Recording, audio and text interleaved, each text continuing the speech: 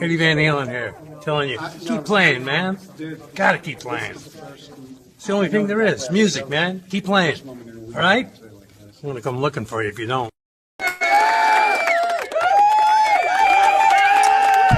That is right. Keep playing. Keep playing, man. Here we are once again. Seems like we were just here, doesn't it? It is Tuesday, January 14th. The year is flying by already. Jeez. No, it's not. No? Bring on the summer. The hot summer night. January 14th, 2025, 9:08 p.m. in the Eastern Persuasion, and we are ready to go with the Guitarsenal. We're going to be looking at my 5150 Replica. Talking about it, talking about the wood, talking about what's in it, what's on it, what's been done to it, how long I've had it, look at some pictures of it being born, all that good stuff. So, Sweet. You guys ready to go? Yeah, man. Do it. Yeah. All about you, brother. Let's I was. let's get in and say thank you to our channel members.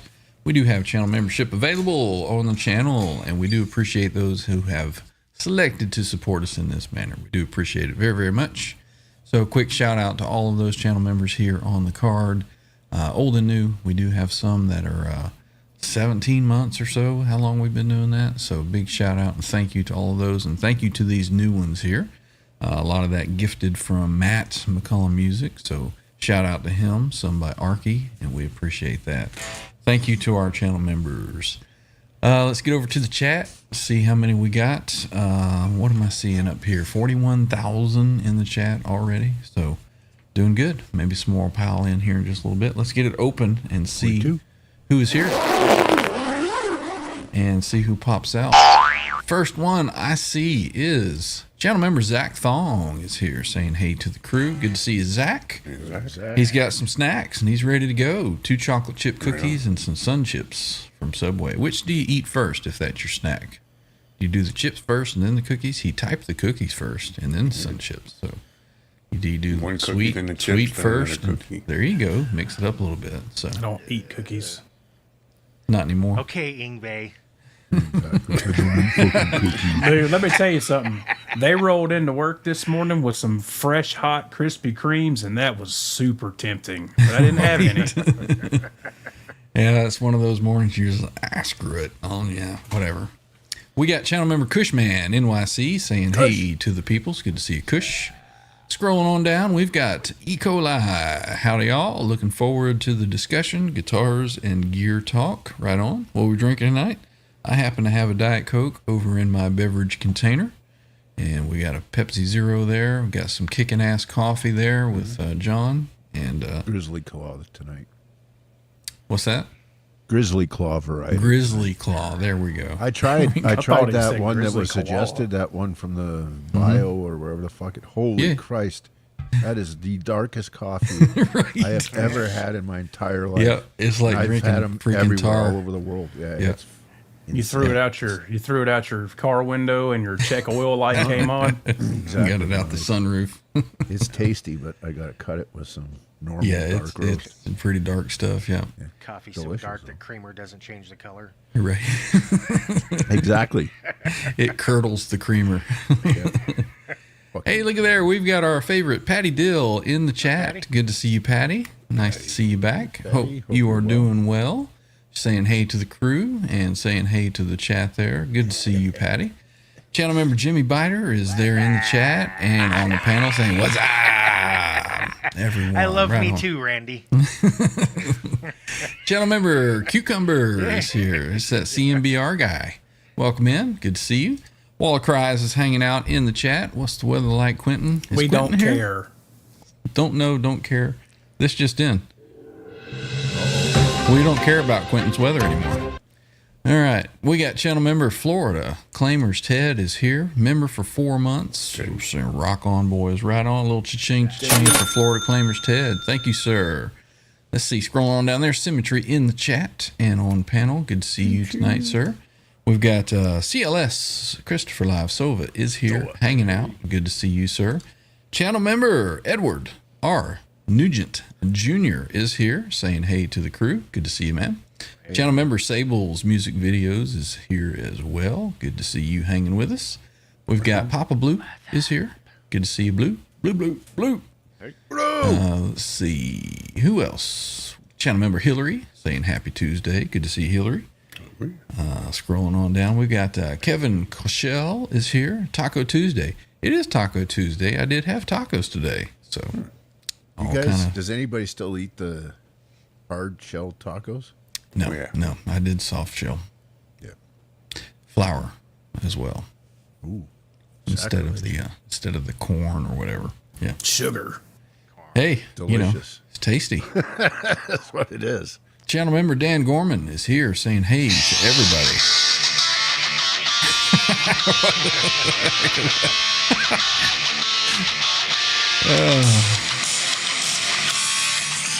That's all you get tonight. Welcome in, Dan. We got No Man's Land is here. Trans Trim Tuesday? No. Guitarsenal Tuesday, man. Guitarsenal.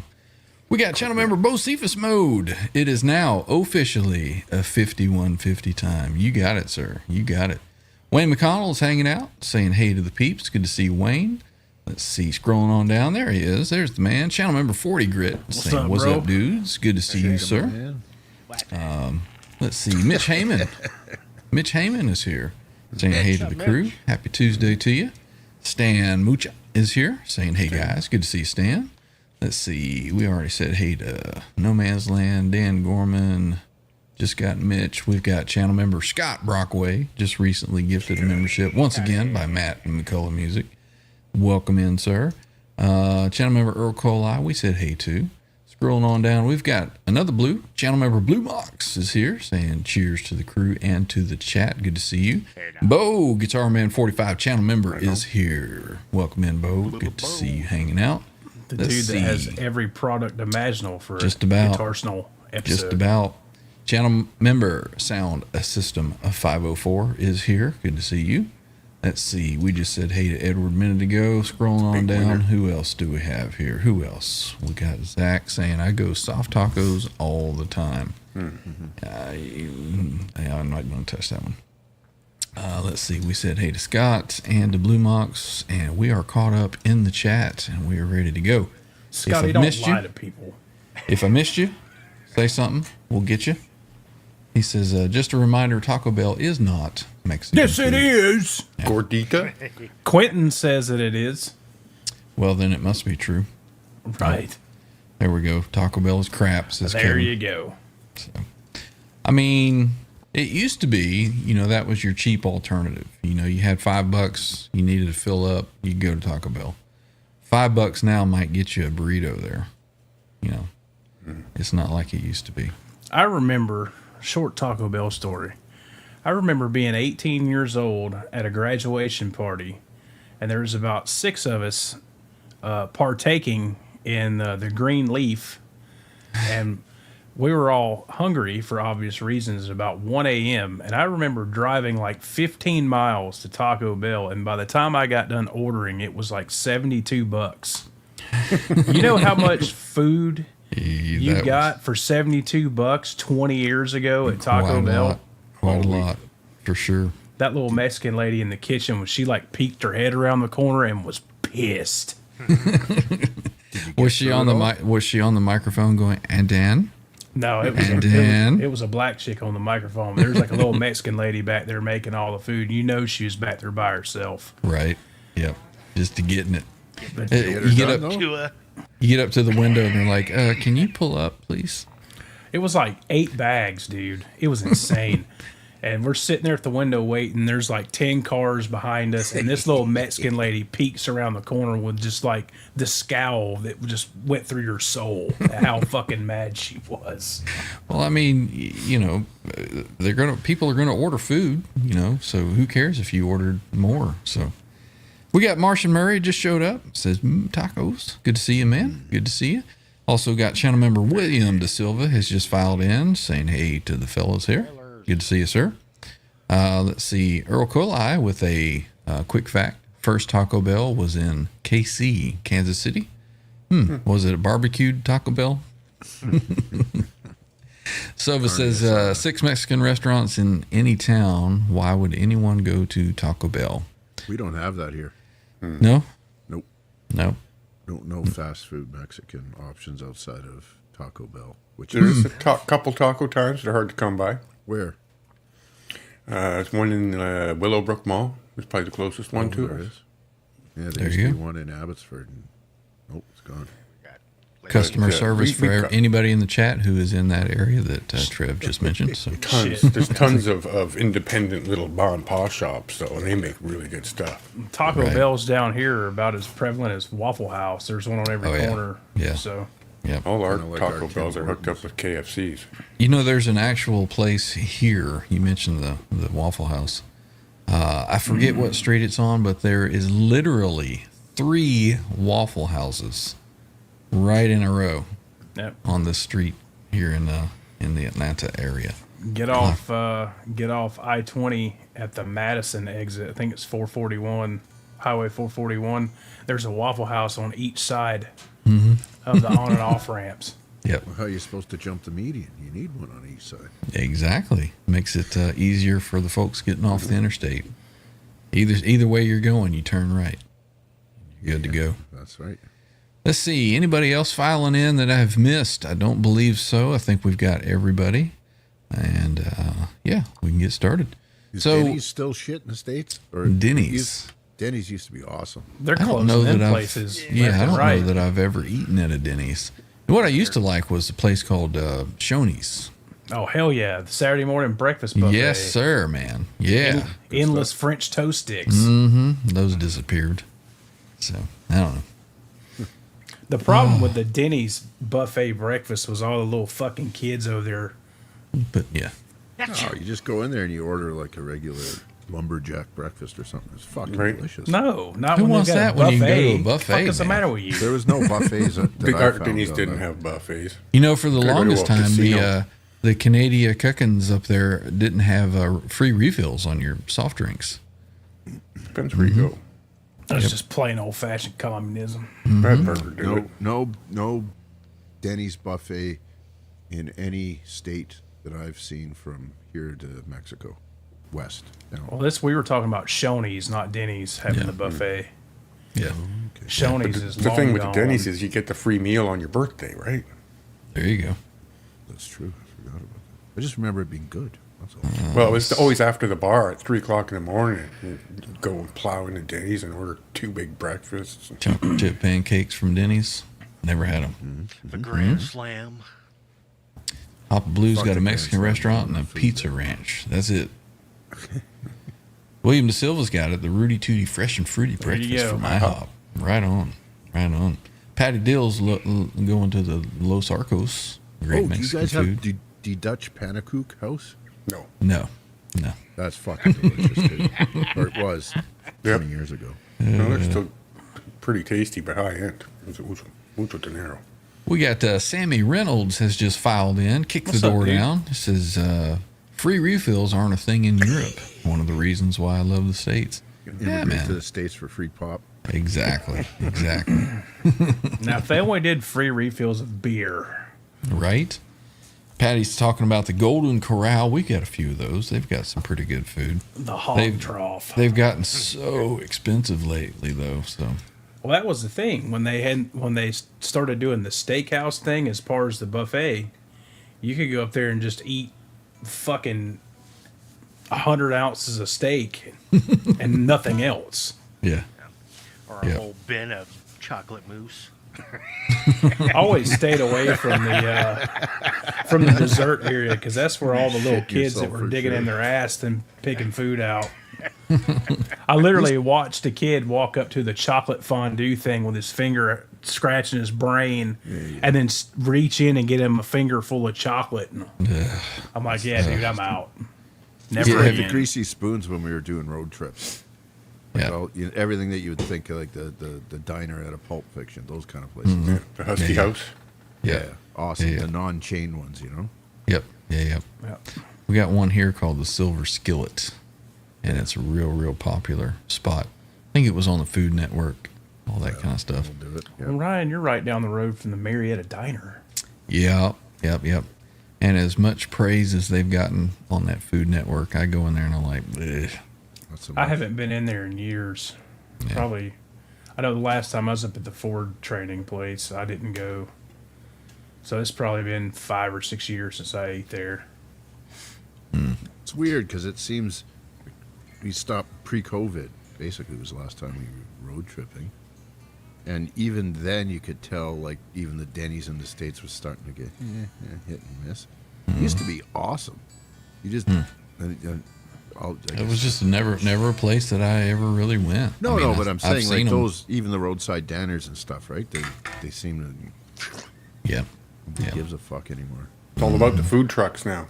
Everyone's got a lineup of food trucks. Taco Fino. 6 Mexican-themed food trucks. We call right here, those probably within 5 minutes of me. the Roach Coach down here.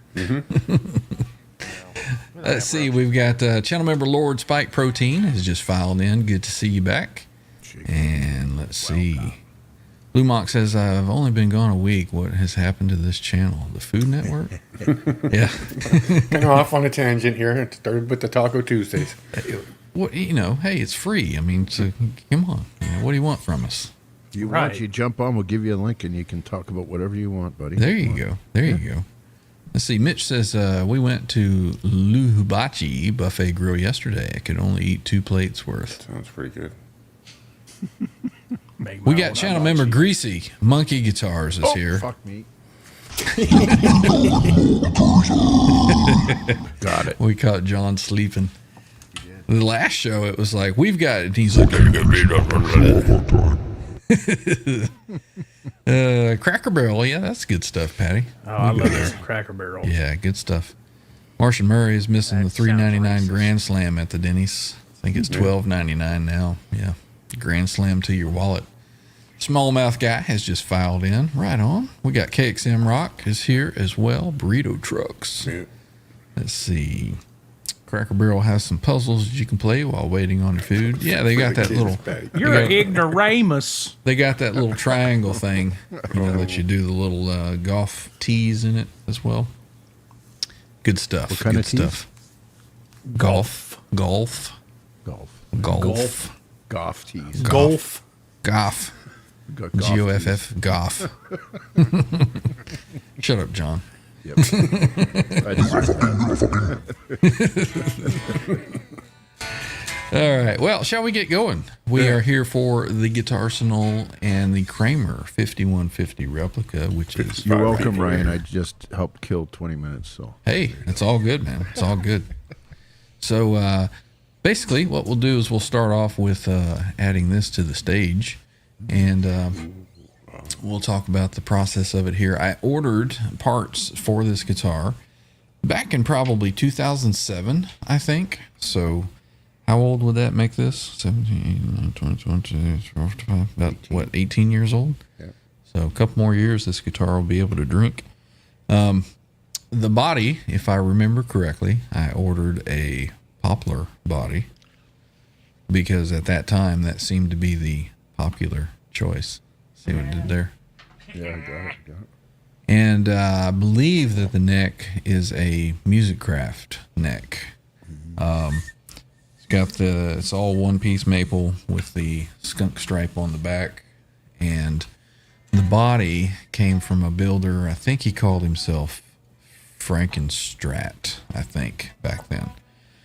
This was during a time where I guess he was being overloaded with orders, and it was one of those that I had to fight to get my order. Yeah. So anyway, so this is the first coat of white that went on it. Had my buddy Jeff Rich of RCA Guitars help me out with the painting of the guitar. So through the process of the guitar, he would update me with some pictures. So there's the neck. This is all, of course, before it was going through the relicking process. So I preferred this neck at the time because it looked the most accurate, and the headstock shape, I believe, was the most accurate at that point. There's probably others that are more accurate now, but it is what it is. But I think Music Craft is where that came from. what I had done to the back of the neck was actually had it sanded down a bit, so it was a little asymmetrical. So there's a little shelf up by your thumb that you can kind of feel. Randy has played this guitar, so he knows kind of what it is. Yeah, It's super comfortable. It's pretty drastic with the difference from the top to the bottom. But you can almost see like a little shelf here on top where your thumb can ride against. But as you come down on the lower section here, it's just real smooth right there. But little shelf up here, and then kind of real smooth. Some transition there. All right, let's see. Next picture is the back of the neck as it was beginning to be relict. See the, what do they call that? The stinger right there.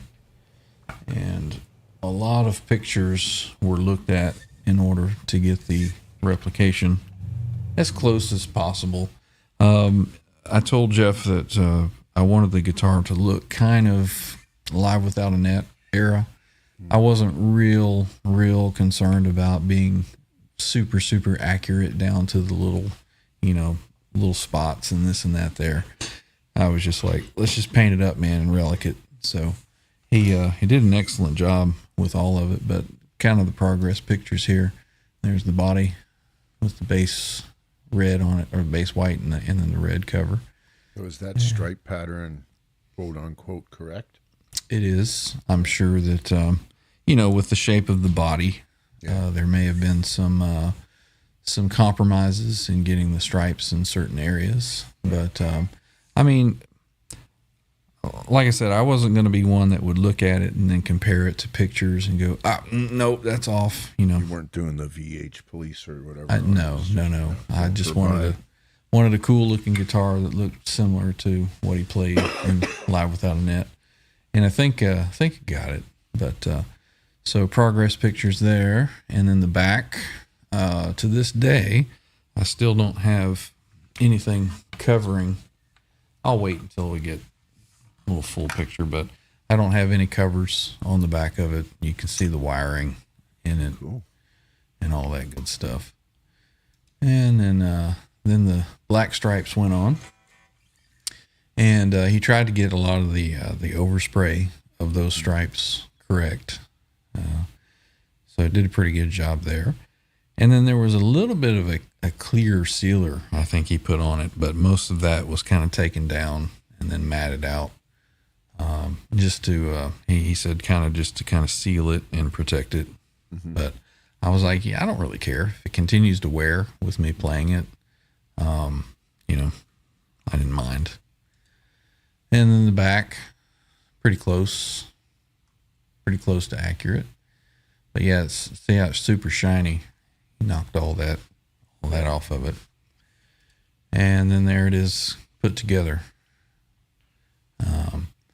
The upper bout, where the cutaway is on the body, where the grain pattern and all that typically is. I'll show you in a minute, but from me playing it, right here. Yeah. From me playing it, a lot of this is rubbed off, so it doesn't look as relic right here. It just looks like paint. So eventually this will get down to bare wood. Mm-hmm. But yeah, that was right after it was finished. I threw it down and took some pictures of it. So there's that. Nice, and then the neck. And as far as the neck, a lot of guys will put some clear on it and then scrape it off with a razor blade, to get it to look exactly like the pattern that was on Ed's. But I told Jeff, I was like, I'm just going to play it and just dirty it up myself. But all the little dots here where the tape would typically go, mm-hmm. He went through with a little X-Acto knife, and he picked each one of these little spots off with an X-Acto knife up on the top there on the black stripe, and then down on the lower horn there. So a lot of attention to detail he put in it, even though I was like, don't worry about it, just do whatever. He took the assignment and ran with the mission. Yep. Oh yeah. A lot of guys now doing the builds are using like graphite powder to do the neck relicking instead of clearing it and scraping it. Yeah. Now this guitar was really, really early in the phases of everybody starting to do this. You know, there were guys that were doing it before, but I think it began to get really popular, you know, in the late 2000s. And I'll show you one mistake that we made looking at pictures of it. Let's see. And then there's me playing it on stage years and years ago. Man, long time ago. Your hair's still white, though. Yeah. I started going gray when I was 17, so shut up. Shut up, Quentin. All right, so let's get over here and let's take a look at this sucker. So one thing, we'll go over the guitar and we'll kind of look at it. The tuners are the, what are the name of those? Spurzels? Those are Spurzels? shallers. Shallers, that's it. That's right. And then the back of the neck, see the relicking pattern that he put on it, along with the stinger being wore off. Yep. So that's pretty close. Skunk stripe on the back, one piece maple neck. This is pretty sure it's an R2 nut. Probably. Yeah. Couldn't find, and I didn't really care, but this has got the flat top on the string retainer. The one on Edward's guitar is completely round. Is that correct, Randy? Was there a string retainer here or no? There was at one point in time. I think it was after the break. They had to put one on it when he moved had the 7th tuner installed. So Live Without a Net era, it was not there. No, I wouldn't Right. notice that. So his had the space tape star on it. That's starting to peel up there a little bit. That's the 2 okay. stars back here. The 2-star. These were all done at the time when Jeff was a smoker, so he just put some cigarettes in there and let them burn down. And on So the body that's- too, yeah. That's accurate there. He did that on the body as well. You got a spot, you know, down here, one over here, one right up here. There may be some others there. But what I really liked about it was you see, you know, the body, the paint, you can feel the stripes on it. Right. So it's almost, you know, just like Ed would have done. So the mistake that we made, though, when you look at pictures of the 5150, you see this spot right here, that little triangle sticking up. We thought that was in the body, but it's actually a piece of tape that comes around and is hanging up here. So back then, that's like I said, we didn't have all these great, wonderful pictures of the detail, but he had the white tape that he put around the pickup because the E string had come off, they said, and went underneath the bobbin here and damaged the, that's where they say it gets the tone of it now, but he put white tape around it to protect that. And that tape is actually what makes that little triangle there. We thought it was in the body, so we banged that into the body. So there's one mistake there, but I don't care. Who gives a shit? Yeah, who gives a crap? It's a happy accident. Yeah, exactly. I mean, it makes it personal to me, to mine. So, actual German Floyd. It wasn't from the 80s. It was just one that I bought back at the time. It was a German-made Floyd. I went ahead and put the detuna on it. Probably eventually, I never really cared, but maybe I'll do the brass tuners here to get a little more accurate. You can actually polish that black shit off and his brass underneath, yeah? Oh, yeah? Yeah. Yes. I did that with one of mine. Just sand it down and polish it Yeah, off. just light little thing. You can get Yeah, cool. right down the brass. Cool. MXR knob. I think that this was part of the package. They included the knob with the body and the neck. The pickup in it. I'm 99.9% sure that this is a Duncan EVH 78. I don't know what their branding of it was, but 78, I do remember that. I'm pretty sure that that's what it is. A lot of people are like, well, that doesn't have the right legs on it. you've got the 2 holes or the 3 holes in it. I'm like, I don't care. Fuck yourself. I don't care. So, I mean, it's not a true exact replica, but it is what it is. It's a tribute, man. Yeah, exactly. I went ahead and I put the hooks on it, one here in the back, because I believe that's where he had it at the time with Live Without a Net, and then one there, and then of course I got the clasps on there. The guitar had nickel frets on it when I got it, and everybody may remember or may not remember that I recently had it refretted. And because they were just they were worn down, almost flat, had a lot of bad spots in it. So I had it refretted with stainless steel frets. And any guitar ever in the future that I have to have refretted will get stainless steel frets. I haven't heard a lot of guitars that have like that pingy sound people complain about. I did hear it on the one that Randy and I played at a Guitar Center. I think it was it a Music Man that we had that on? No, it was that Pete Thorne. Oh, that's right. That's Soulless right. guitar, remember? That Sur guitar. You thought I was retarded when I was telling you that's why my experience with stainless steel frets. Then you picked up that HSS Pete Thorne. You're like, what the fuck is that noise? The stainless steel frets. Yeah. So, also, let's see. We were talking about the Floyd there a minute ago. Let me unclasp Size of this. the frets, Brian, do you know? Remember? Went with a medium What's up, jumbo Pete? Oh. on them. Nice. Sound the sirens in the Soundless house. Irons is here. Good to see you. I see Arkansas has found her way in as well. There's Arky. And Wally in the box is here saying hey to the gang. Good to see you. Did we say hey to 40 Grit? We did. We did, but hey, Mike. What is up, Mike? Let's see. Any questions anybody has seen in the chat? Just call them out to me. I'm going to take this other clasp off here so we can get to the back of it. I did go ahead and put the brass block on it. Yep, nice big one. Yeah. And one of the reasons that I wanted to do that was because it seems like I remember the original one did not hit the back of the guitar right here. This actually sits right against the guitar.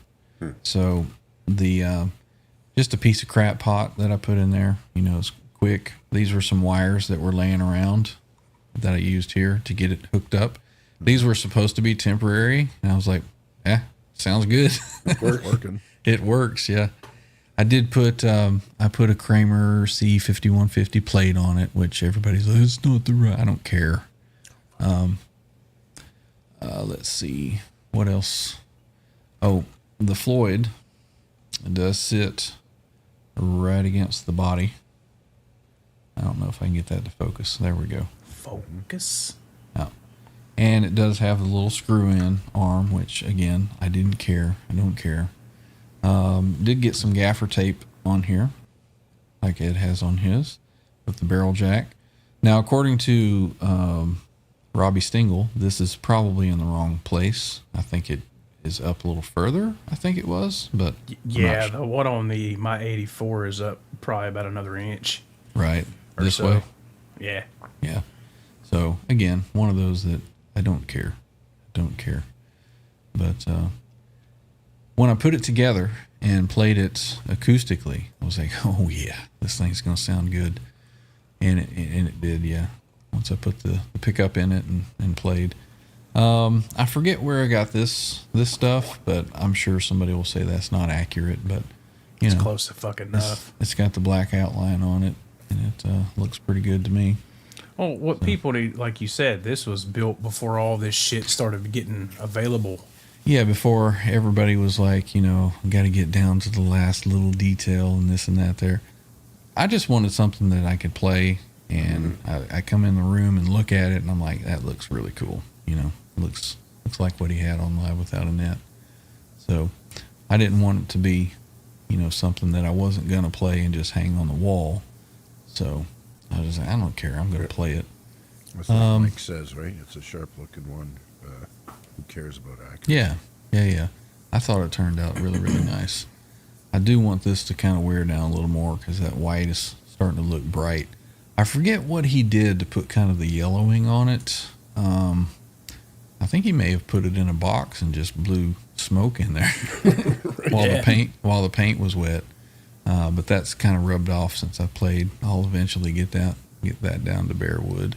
I've seen guys use Coca-Cola to kind of yellow to yellow the white. Okay, all right. But all this right here, a lot of this is what's happened since I've been playing it. A lot of the dirt. I would specifically never wash my hands when I played this guitar. Like, I'm gonna get it all grimy. What about that stuff above the low E string there? This, the thick this one? right here. Yeah. Is that what the 5150 had? I'm pretty sure. Yeah, he tried to get it wasn't exact, but he tried to get. I can't remember. Does that happen from you playing, or is it that's no? That's stuff that he put on there for sure. Yeah. One thing that I didn't get ready for the show was an actual picture of the 5150 during that time. But it's close. You look at it, people go, "Yeah, that's 5150." So I couldn't tell the difference, and I've watched live without a net probably. Right. Yeah. 100 Now times. the color, that was another thing back then. Nobody really knew, what kind of colors that they were going with and different selections. I kind of compared some different colors that I had seen before. And back in my younger days, I've rebuilt some engines before in cars. And I was like, you know what? The Chevy engine orange looks really, really close to the color that I see on Live Without a Net. So I bought a couple of cans of it and I asked Jeff to try it. And when he put it on, he was like, holy crap, I think that's pretty close. So this is actually Chevy engine orange that was used on this. So it looks red right here, right? And then when you kind of look at it in some, at some angles, you can see that it turns a little orange. Looking at it right here, it looks more orangey red. But I thought it was close enough. So let's see, what else? Yeah, he asked about maybe putting in, the holes for that little flap thing that he had here. I was like, nah, don't need all that. But no, it's a player, and I think it's pretty close. Sounds good too. It does. Let me get this clasp back on. Some people these days want to would drop say, it or relic it anymore. nah. Let's see. Some people would even. Oh, for the Well, love there of you go. How you guys doing? Is it true that Edward never cleaned his guitars? Yeah, that's pretty accurate. When Music Man fixed the split in the headstock on that 5150, they steam cleaned the neck on it, and he was pretty upset about it. Good old StreamYard dropping signal again on me. We've got 65,000 in the chat. Let me see. Smallmouth guy. Do we say hello? We're going to say hello now. Channel member Jeff K is here. Says, I'm a fan of chrome Floyds and hardware on EVH style guitars. Right on. We got RRD is here. And he just asked that question that Randy answered. AMC Kingdom has just shown up. Good to see you. Anybody else that we're missing, just go ahead and say something in the chat. We'll grab you. But welcome in, everybody. Good to see. Good crowd tonight. 70,000 now. Right on. Is that the same color Chevy put on Camaros? I don't know. It was a Corvette color. Mm-hmm. I know. I used to know the paint code. It's WA 1763. I think. Just fucking wrong, Randy. Is that the actual color that Kramer used on his? They used the GM paint code. It's like that WA 1763. I think is the number. And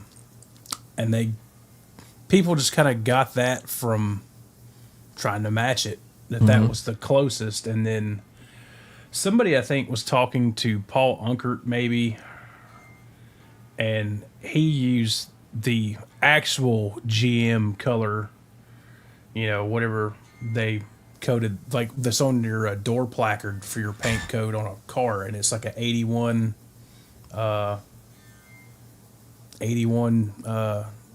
Corvette color. So that is a known fact then that that was the actual color that they used. Yes. Okay. Sunset orange. I think the WA is what they call Chevy red orange. Sunset orange is, I think, the Duplicolor version of it, but I mean, it's pretty much the fucking same. Yeah. Yeah. When I got the can of, it was a Chevy engine orange, I believe it was, is what I tried. And I was like, that looks pretty close to me. Yeah. 40 Grit is asking what the nut size is. I think it's an R3 or R2 that's on here. I don't have anything to measure right now, but It's the neck radius. pretty sure it's an R2. I think 10, 12. I think it's a 10-inch radius that's on this. I don't have any radius gauges, but it's not as after all these years. yeah, it's been a while. Like I said, I really honestly don't remember if this is a 78, but I'm pretty sure that it is. I tried a couple different pickups in here, and I think I landed on the 78. Let's see. Clear that out. Zach says your friend did an awesome job on the paint. Yeah, man. Jeff is the one that did the Fair Warning guitar for me as well. I was going to ask, is that the same? One and the same? Yep. Yeah, for sure. Channel member The Truth Warrior is here saying good evening. Good to see you. Thanks for hanging out. Truth no more. Wayne McConnell, I'm about to do body and paint on a yellow 75 Corvette. Very cool. Very cool. Patty's saying you're going to play a song on that guitar. Maybe play a couple of riffs or two. Let's see how she sounds. Now, I haven't played this riff in forever, so bear with me. And I probably need to turn my thing on and then plug it in. That would help.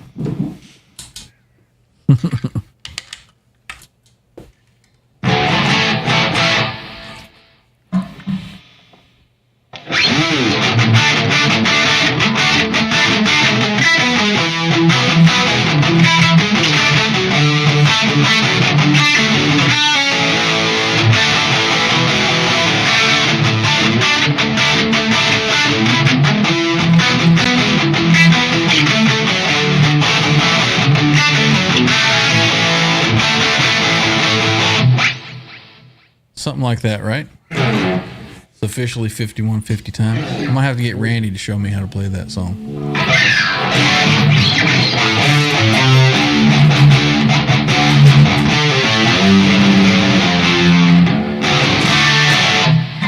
How's that riff go right there, Randy?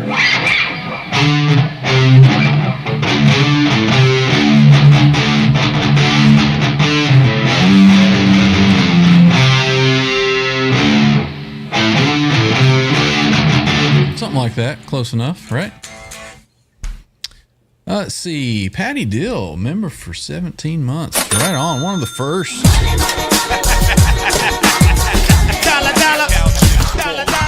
Thank you, Patty. We appreciate your continued support. Thank you so very much. Let's see. 40 Grit says Ed sound checked with the 5150 at 2004 at the Phoenix show. It looked awesome with a Charvel neck on it. Yep. I think that was probably the only highlight from the 2004 tours when he played the 5150. Was that song, I can't remember, 5150 in standard or down a half step? Sugar Tush is here. Welcome in. Randy would be able to answer that. I think he said that it was down 2 steps on the album. Is that right? The song? Yeah, 5150. 5150 is down a half step. Drop D, down a half step. So drop D flat. Live Without a Net, it's played a whole step down and drop C. Okay. Really? Wow. That's why it sounds so chunky and beefy, and Yep. when he's chugging on the C, I guess, the low You can hear it going, bow. Yeah. It's Now awesome. I'm trying to like remember this- how the fuck to play that riff. String is just Forget that yeah. little bit that Uncle Ted or Uncle Larry or whatever his name, the transition down to E.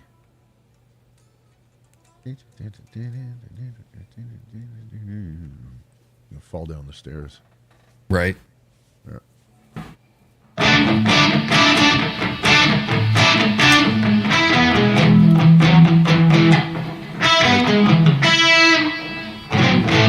Yeah, now I can't play it. Here's I've the always found that a super hard riff to play consistently. here's the channel intro that outro that I usually use. And can you see a similarity in the chord progression?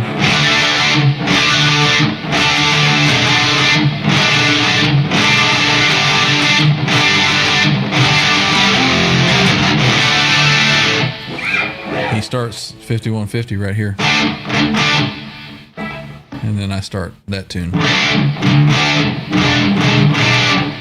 It's kind of where some... Only real similarity I see, Ryan, is the D chord. It's great that if you took inspiration from it, and I don't hear a connection. That's Yeah, there awesome. was some inspiration from that particular. I just always love that. Let's see that. I can't play. I just love that change there. That. So I always thought it was. You can't play it either. Ben Eller has it nailed pretty good. Can't hear you, Randy. I can't play it either the way he rolls his hand because I learned it wrong Right. years ago. So when I play it like this.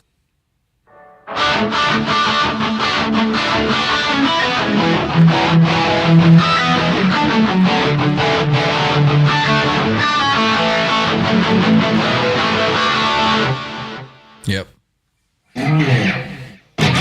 Ben Eller showed us that we were all fucking wrong. What's interesting is when I was learning it, I had no clue how he was playing it. I knew it was started by watching live without a net. Yeah, I was like, he's doing something here, and I keep seeing him do that, and I'm like, I was like, oh. And then I finally figured it out, you know, it's just that roll back and forth. And then Freaking his cool. first transition to the E, that it looks to me like when he was playing on Live Without a Net, he was holding the biggest fucking D chord I've ever seen in my life. You know, he's like, "Arr." Yeah, like that. Except the way he had it, it looked like a big D chord. Well, I guess Right. it does kind of look like a big D chord. Yeah, a little bit. It's just kind of a, I don't know what you'd call it. C-shaped E. John likes the big D. Especially when it's in Clinton. Right. I was going to say Steve could probably tell you what chord that is. You know, some kind of inverted C bar major. chord. C major. That's it. Slide that down to the nut, you'll be playing a C. See, we're already inspiring people to go watch Live Without a Net. 40 Grit says I may have to watch Live Without a Net tonight. Damn it. Yeah. But just the ease. Like he's running around and he's got fucking banners around him. And Yeah. it's like, dude, man. Peter Stroker, welcome in. He says, what pickup? EVH Duncan 78. Pretty sure. I had tried a hybrid. It was a coil from a JB and a coil from a 59, because back then that was kind of like, oh, that'll give you the the punch of the JB and then the mellowness of the 59 and kind of give you that PAF tone that he's got. And I didn't really care for it. Took it out, put this in. It's like, yep, that sounds pretty good. So, You know, it's funny. Years ago, I heard a live version of Dream Theater covering 5150. really, And it's fucking terrible. And after I heard that, I'm like, yeah, well, there you go. He can't fucking do it. there's no Yeah. Yeah. take Yeah. your inspiration. And I think you sent that and I watched it and I was like, yeah, no. Scott says Ben Eller showed you that you play Bark at the Moon wrong too. This is he's- true. He's good at that stuff. And Ben knows. Mitch said, Randy, it still sounds good the way that you do it. Thanks, Mitch. That the verse riff is this. It's okay, honey. I didn't need to come either.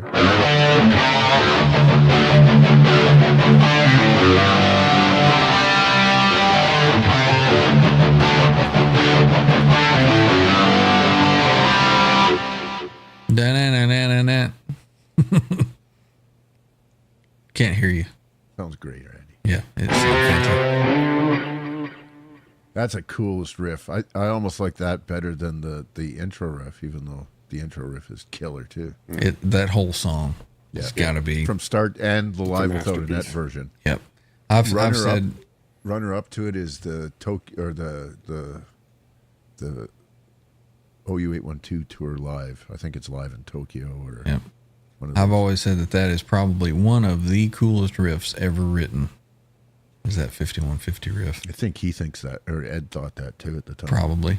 Remember? We telling got the story? Humberto is here saying hey to Mike. Right on. Good to have you here. Right on. Let's see. What was the story? You said it was a story, John? Well, he came up. The story I remember reading was he came up with 5150 when Sammy was in the band. True or not, I don't know, but he said he was in bed with Valerie, and he couldn't get it out of his head, so he got up and he jumped in the closet, literally, and worked it out. And he called Sammy right there. He said, "Hey, you got to listen to this." Super excited about it. Right. Have you heard that, Randy? That story? Because I'm sure I messed it up. I wasn't. I was trying to remember that other riff, but no. He wasn't paying attention to you. I was reading CMBR. I guess he's telling me to wipe this fingerboard down. No. Ew. Scott Brockway says that's a whole lot of love, and he says I think Ed was running out of ideas. So Scott is well on his way to getting banned from the channel. Lifetime ban. And we'll petition all our other communities to ban him as well. We got Sugar Tush is here. Right on. That's I think we've got Blue Mock's wife. okay. That's Right right. on. Just tenderized her man's butt. Right on. I was thinking this is probably somebody from Under the Bus Network, Under the Bus, with some kind of incognito name or something. But now we know who it is. Let's see. Yeah, Cucumber's talking about wiping down a fretboard. Don't ever do that. There you go. Put some axle grease on it. Yeah. Bent That'll make Tom, you fresh not to and be tight. contrarian, as he never is, No. but I never really cared for 5150 the song. Bent Tom as well is working on a permanent ban from the Lifetime chat. Can't Drive 55 has showed up. Good to see you, sir. Welcome in. And yeah. So that's kind of it. I mean, what else is there to talk about, right? It is what it That's is. very cool. Good job, man. Sounds like it sounds. And I'm happy with it. Yeah. I maybe down the road I'll do a Rob Johnson version where it's as accurate as possible, and because a lot of guys have found the body shapes are more exact now, and the neck shapes, and they're even guys that are taking the old beak headstocks and chopping them off, and then gluing on pieces of birch on here, like was on the bed that Unkert used to make heads, and you can see the lines where they put it together. So I have a question for you. there's some top-notch guys out there that are really, really geeking out about the thing and getting them as accurate as possible. But what you got, John? What was the 7th tuning hole thing all about? Well, that came down to where they put the neck together. It had the big crack in it right through here, right? Okay. And so the crack came through and it hit right through here where this tuning peg did no good because there was no support. So they moved it down here so that he could put the high E on that tuning peg right there. You want to really know what happened? He threw it across the room at his brother, is what I hear. Ed put the 7th tuner there. Music Man didn't do it. He tried to glue the fucking headstock back together, then realized when he strung the high E up, it would cause it to split again. After Music Man repaired the headstock the way it should have been repaired, he didn't need the 7th tuner. Right. It would have But- been fine. Yep. That was Ed the Tinkerer trying to fix So his when own did that screw-up. happen in time? 1990. Oh, okay. So he You wasn't can even s- using it then, was he? Well, the last thing we know he used that guitar on in a studio was Judgment Day. Right. Now, And he had it out on the Dallas Free Show too, right? nope, he was playing the Music Man on that. No, in The- the rehearsals.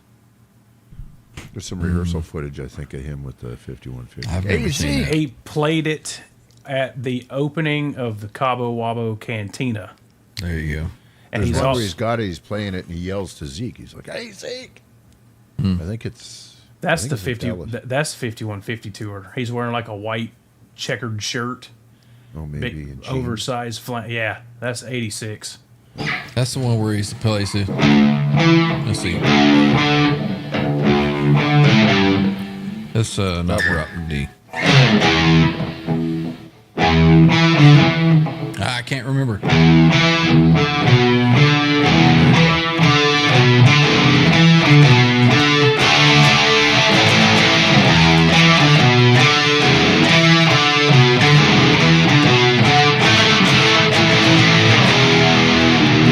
And then he does the Yeah. does all that mess. That was the wrong.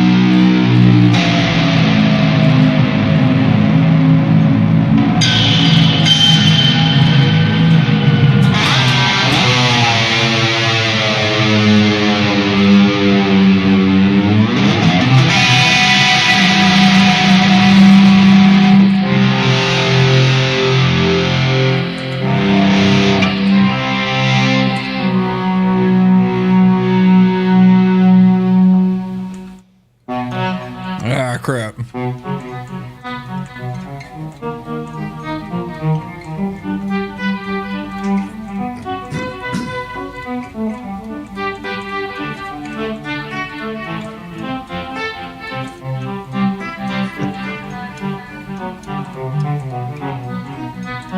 Okay, don't attempt to play that if I haven't practiced it in a while.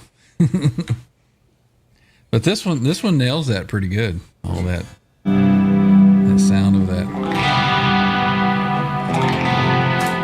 I think the white USA is the best, though. That or purple nurple. You think so?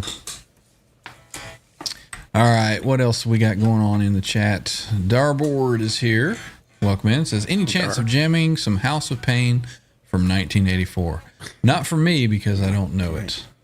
Randy might know it. I don't know. I think you asked before, and I tried it, and Brian told me I was fucking all off. Never I've said already any thrown such my thing. hat in the ring, so. I know, Up like to you. the main riff. That's pretty much it. Yeah, I tried that. and Is that Brian House of said, Pain? Is that? How about no? Yeah.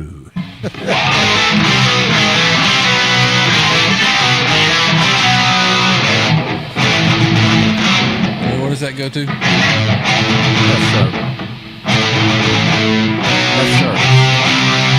F sharp. F sharp. Pedal on. Second fret.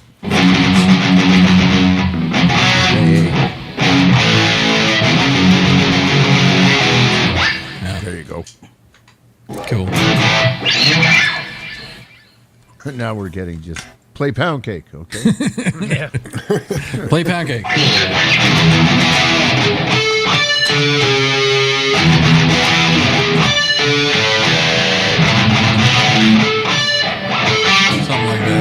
What else, Mikey?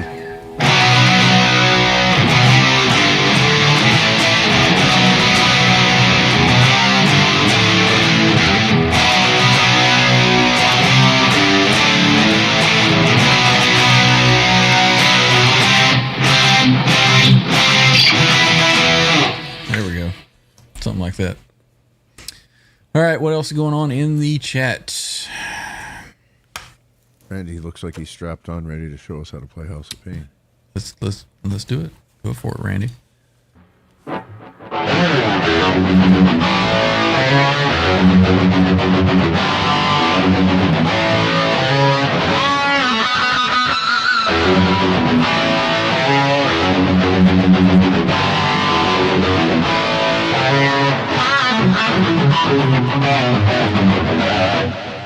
Something like that.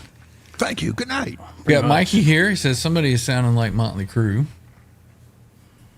He's the same guy that asked for a pound cake. Oh, is he? He says.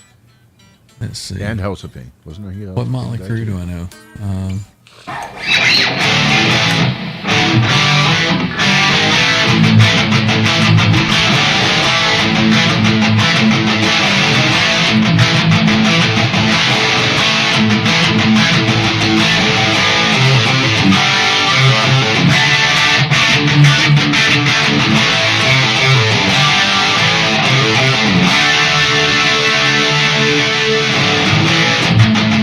Something like that, right? It's funny because the your tone really complements that tune because Mick Mars was also a big Eventide user. Yeah, he had all the same kind of stuff for sure. Mike says we're going to see the Rude guitar at the EVH booth next week. Is EVH going to be at NAMM? You know, that was the big thing that Fender was like, we're never going back to NAMM. Fender is back at NAMM this year. Are they? Yeah. Okay. What is the Rude guitar? The Rude guitar is the Bye See You Later, right? No, that's the Circles guitar. That's right, Circles guitar. So the Circles guitar and the Rude guitar were 2 of 3 of the 2-inch thick bodies that he got because he was in this whole the thicker the body, the thicker the tone. Channel member Brian Mooney is here. Good to see you. Everybody knows the Circles guitar from the Oakland 81 Unchained video. But truthfully, the Circles guitar was only used for Unchained for about the first quarter of the tour. And the Rude was used for it the rest of it. So what's the Rude look like? The Rude is also black and white. It's got a bunch of different shapes and stuff on it. And the reason why it's called the Rude is in the neck pocket. Rudy Lehren, his tech at the time, is the one that painted it. Yes. He painted Rude and EVH in the neck pocket. Oh yeah. Let me pull up a picture of it here. Let's see. There's that. So Rudy Lehren was before Zeke? Yeah, Rudy Lehren and Ed went to high school together. Right. So it was Rudy, Zeke, and then that, what's his face there? It was Rudy. Matt Bruck. Well, it was Rudy, it was Zeke, and then Matt Bruck, and then Rudy again on the Balance tour. Why did Rudy get canned? I know Zeke got canned because he was doing some nefarious. Well, Zeke was Sammy's tech on the Fuck tour. Oh, okay. So there's the pattern of the Rude guitar. Yeah, that's the Rude. Never seen that before. Yeah, you've seen it, I'm sure. Not that shit in front of For the a pickup. long time, it had a Dan Electro neck on it. That looks cool. Yeah, pretty nice. So Mikey says they are back at NAMM, right? Very nice. Scary Gary says, no offense, but your tone sucks. Right on. Thank you. Appreciate it. Yeah. What Keep was chatting. What was Mike saying there? Dropped one of my builds down to D today. Said dropped one of his builds down to a D. I'm assuming standard D tuning where Motley Crue plays. Yeah. I'm gonna leave it right on. I've got one over there somewhere in a D. And then when you drop that, it's a drop C. So I think when Jimmy sends me that RJ 890, whatever, the green one, that's going to be a standard D drop C guitar. Mikey says, anyone got the Shark guitar? I got one over there in the case. Maybe we'll do a Guitarsenal on that one day. Yeah. And that's right. The circles did become the Rasta, which was that given to Dweezil Zappa? Yes. Yes. Yes. So he had it, and then he sold it, right? He sold it to somebody. Even Jimmy knows that. That's the rumor, but it's never been confirmed. Never confirmed. Yeah. He painted it though, didn't he? Dweezil didn't. No. Which guitar did Ed give Dweezil that Dweezil painted? That Kramer Voyager with the weird headstock. Yeah. This has got like a lightning bolt across the body or something like that. Is that right? Yeah. Yeah. It was an ugly yellow or something, wasn't it? I don't know. Not sure. Let's see what else is going on in the chat. Speaking of which, Dweezil is going out on tour, and that guy, I mean, he's always been a monster player, but his chops, man, are just insane. Have you seen the guitar that he got from Shabat or what, however you say them? Shabat. Wasn't too thrilled with that. Yeah, I was like, that's, but you know, I'm sure it's purpose built for what he needed. You know, he needed some weird sounds for doing his dad stuff. So yeah, I looked at those for about 4 seconds until I saw like $7,000. right. Yeah. Guitar Man Bo says, anyone here have an Ibanez Destroyer White? He's probably asking so that he can buy it. For a friend, yeah. Yeah. I don't have two of them. Asking for a friend. Yeah, that'd be cool to find. Let me see. Let me clear this off of here. I'm going to bounce, fellas. My kid's standing at the bus stop freezing her knackers off. I'm going to pick her up and grab something to eat. We call that All right, man. character building, Trev. We will see you, Trev. Have a good one. See you later, brother. Adios, amigos. Good show. Cheers, everyone in the chat. Love you all. We'll see you. So, yeah, we've got 62,000 still here. So, any questions or anything like that, let us know in the chat. Yeah, Mike says Dweezil playing Push Comes to Shove was awesome. Did you hear the story behind that? Or I saw a video where he was playing with Ed, and there's stuff that they recorded together. Mm-hmm. And Dweezil was asking him, I think it's that tune, Push Comes, or Hear About It Later. One of the songs off of Fair Warning. And he was asking Ed how to play. So I don't know. You fucking play it. I can't remember what I did. Right? Yeah. So he played it for Ed. Oh yeah. Mike says he'll jump in for Trev. Send him a link, Randy. Send Mike the link. I don't know if I have Mike's contact right here. Should be on the speed dial. You would think so. Let me see. So, folks, entering the stage is one cool MF from the. We were trying to figure out where you were the other night. Let's see. Located. Some hot place. Oh, here it is. Jimmy's doing a silent unboxing. Yeah, I think I got it. Yeah, jump on in, Mike. What is going on in the chat here? Just everybody chatting back and forth. What do you got going on there? Yeah, I sent it to his I'm phone. guessing that he's got a DiMarzio pickup. It's the flashlight that John sent me.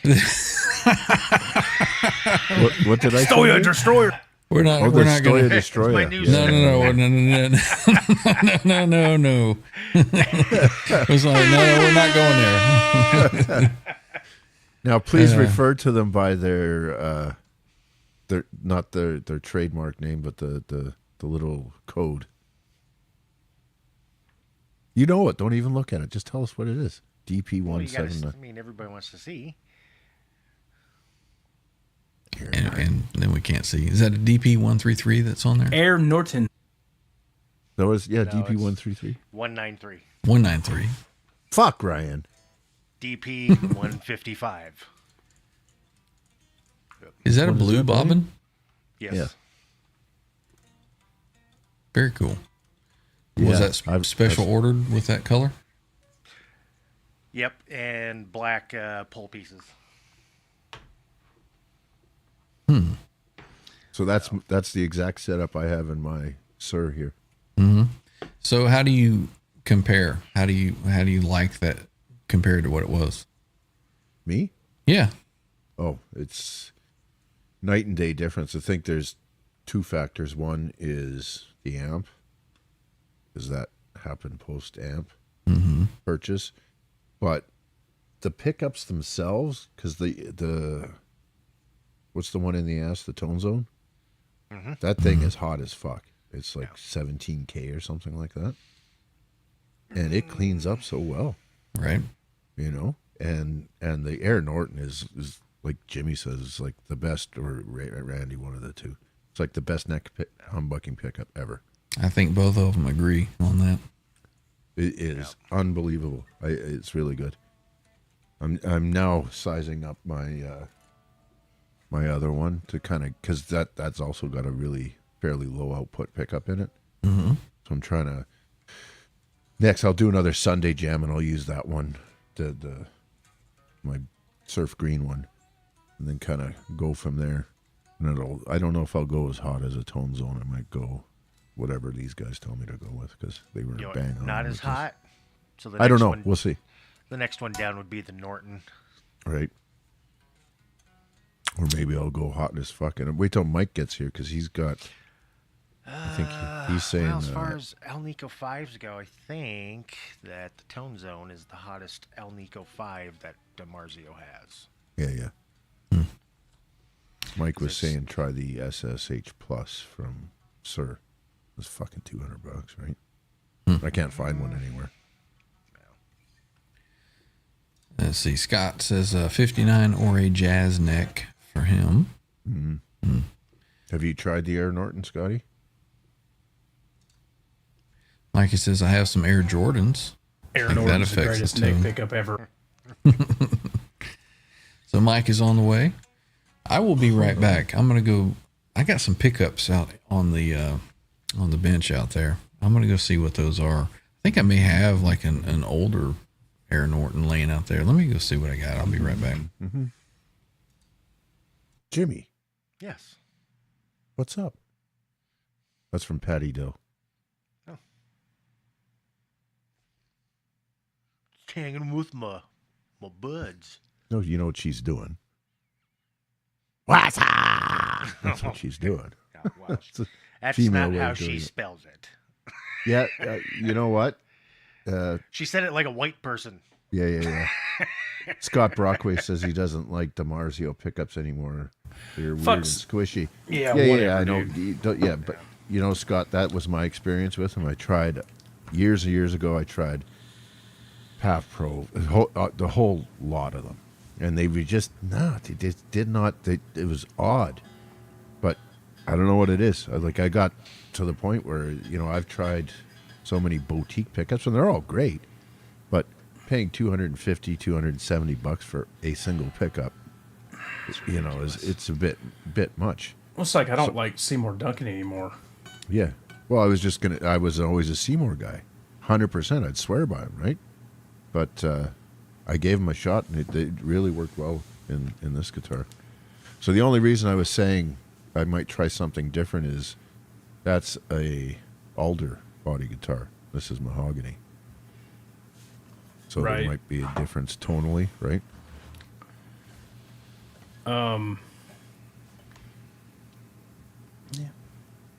I don't know.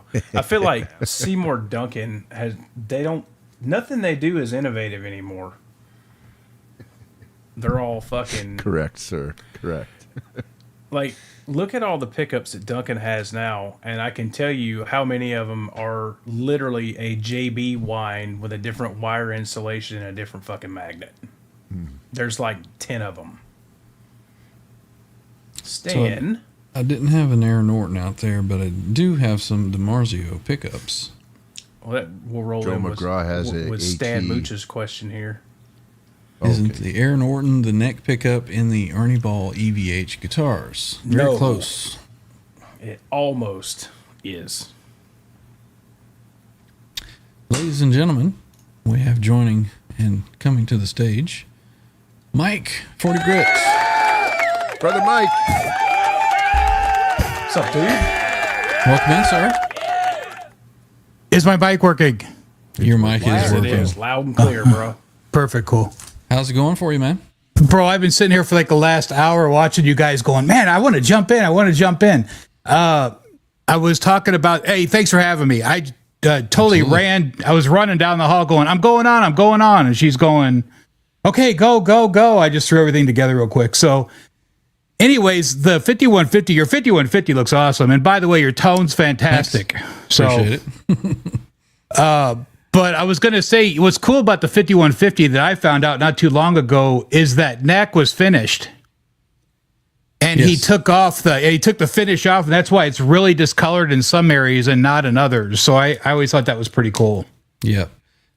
It was a gloss finish, actually, I think, and he hated it. So he scraped off as much as he could. And then, some of it, I think, was still left on it from, the life of the guitar. Yeah, cool. Funny story, guys. My dad, when I was learning to play, he had a Strat that he let me have, and it had that shiny shit on it, and I went and I sanded down the back. Well, he was pissed. That's funny, man. That's funny. What's the deal on a virtual PAF? Yeah, that was one I never got along with. Yeah. I tried it years ago. Apparently they're very good pickups. What is that? DP197 on that one. And the other one I found was this. And it's a DP156. Well, 155 is a tone zone. Yeah, 155's tone zone. And I think, based on the screws there, I think it's a humbucker from hell, maybe. So these are just laying out there on the bench. May have to find something to put them in and see what they sound like. So what's been going on with you, 40? Nothing, man. I've just been freaking working, man. I have I got an Right back, 83 Pacer that my buddy brought over that I'm going to do a setup on. And I got some other going to do, but I just can't. I just been working, man, You Gotcha. You guys know.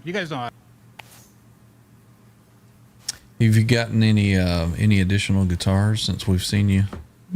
So, Randy, tonight I made an offer on that Gem 777 on Reverb because he dropped the price. And he also added make an offer. So I hit him up at an offer and I'm waiting for a reply, but it's been 2 hours. So I don't know if he's waiting for somebody else to make an offer or if he's just not happy with my offer. But when you get enough guitars, there's a certain amount that you'll pay for something. I'm not paying a penny over what I sent him.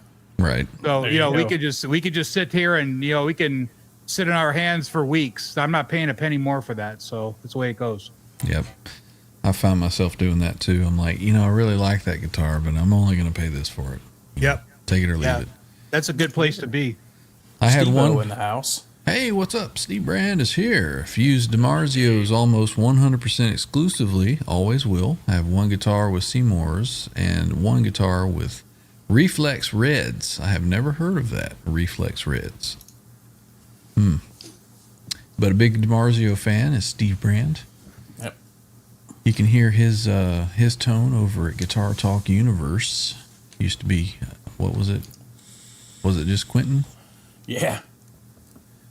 Was it Quentin James? Was that Yeah. the name of the channel? Yeah. Yeah. So, let's Fridays see. at 9. Eastern. Bent Tom, unless it's like a certain brand of amplifier that they only made 30 of, and I own 3 or 4 of them, but I'm not going to mention the name because I don't want to go up on price. I got you. Unless you got a specific thing you're looking for. I had one guitar I was watching, and I made the guy an offer, and he countered, and I was like, close enough. I'll do that. So by the time I had left work and got home, I was going to sit down, get on the computer, get some things in order, and then accept the offer. He killed the ad. He took it down off of Reverb, so that he probably had second thoughts about it. Like, no, I'm not doing that. Let me hit this real quick. Joe McGraw says the DP224 is the Andy Timmons. It's pretty hot pickup, 16K. Not exactly. So the AT1 is one of my favorite DiMarzios. Tonally, it's EQ wise, it's almost dead on to a JB, but they use a rough cast A5 magnet instead of a polished. And EQ wise, it's also very close to the EVH Music Man pickup. However, even though it's 16.4, 16.6K, it's only a medium output pickup because DiMarzio measures their pickup output the true way by using output voltage. And it's only like it's 320, Yep. which still falls in that medium output. It's not as hot as you think it is. I mean, it'd be super hot PF type shit, but yeah, that 320 is right at the bottom of medium. Like Super 3. Got some Super head 3 filled ridiculous. Yeah, 435 millivolts on the Super 3. Yep. That pickup is just a low end sledgehammer, man. I love that pickup. Hey, it's a great pickup. 435 millivolts and 25K resistance. Yeah. Yep. Is Hetfield still using EMGs now? Or has he moved over Yeah, to... he's got his own signature EMGs. Okay. The Yeah, I headset.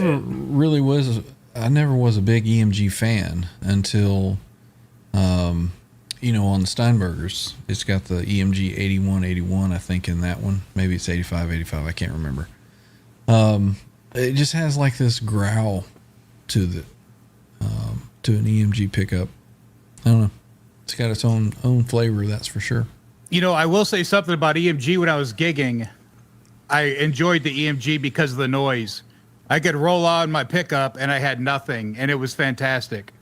But I definitely noticed I wouldn't say a lack, but a difference in tone from what I was used to. So if you're used to a passive pickup and you go over to an EMG, it's going to take some time for you to, that's a acquired taste like wine. Going to an EMG, it's an acquired taste. So. And I think just like any other pickup, it's going to depend on the guitar that it's in.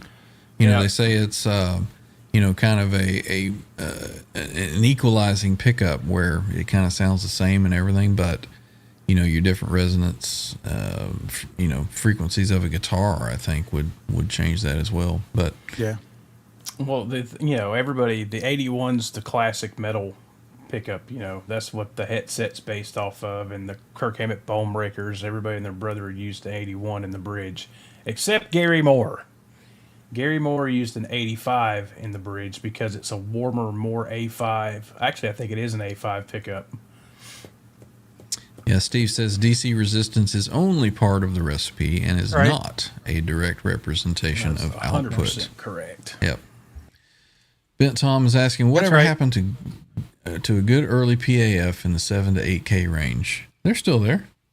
Just nobody uses them, That's what John just got rid of. right? Yeah. Steve says the X2N I think that, is 510 millivolt. What's an X2N? The DiMarzio pickup It's like the hottest X2N pickup is they the make. has the That's two the- big rails. Yeah. That's the Oh, one gotcha. that Dweezil had in the Rasta guitar. Yep. Okay. Yeah. Mikey's not a fan of EMGs, says they're trash. Well, I got a guitar with EMGs and it sounds pretty damn good, so. Yeah. EMGs says they're trash. All right, who's echoing? Damn it, Randy. Let's see. Bent Tom says, oh, you kids and your heavy metal. John says, that's what's in my classic S. What, heavy metals? PAFs. Right, I'm not yeah.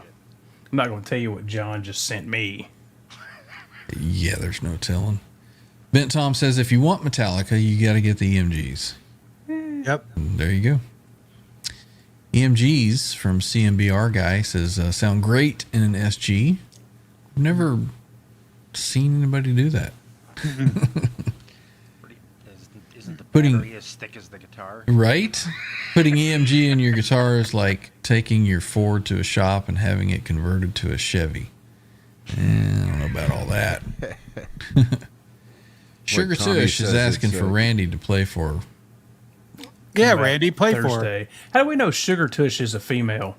That's right. Somebody said that was Blue Mock's wife. So I don't know. I think Tommy's got the right. Yeah, Tom says, I think EMGs are great for the right job. I wouldn't use them on a jazz gig, but I also wouldn't use a staple P90 on a metal gig.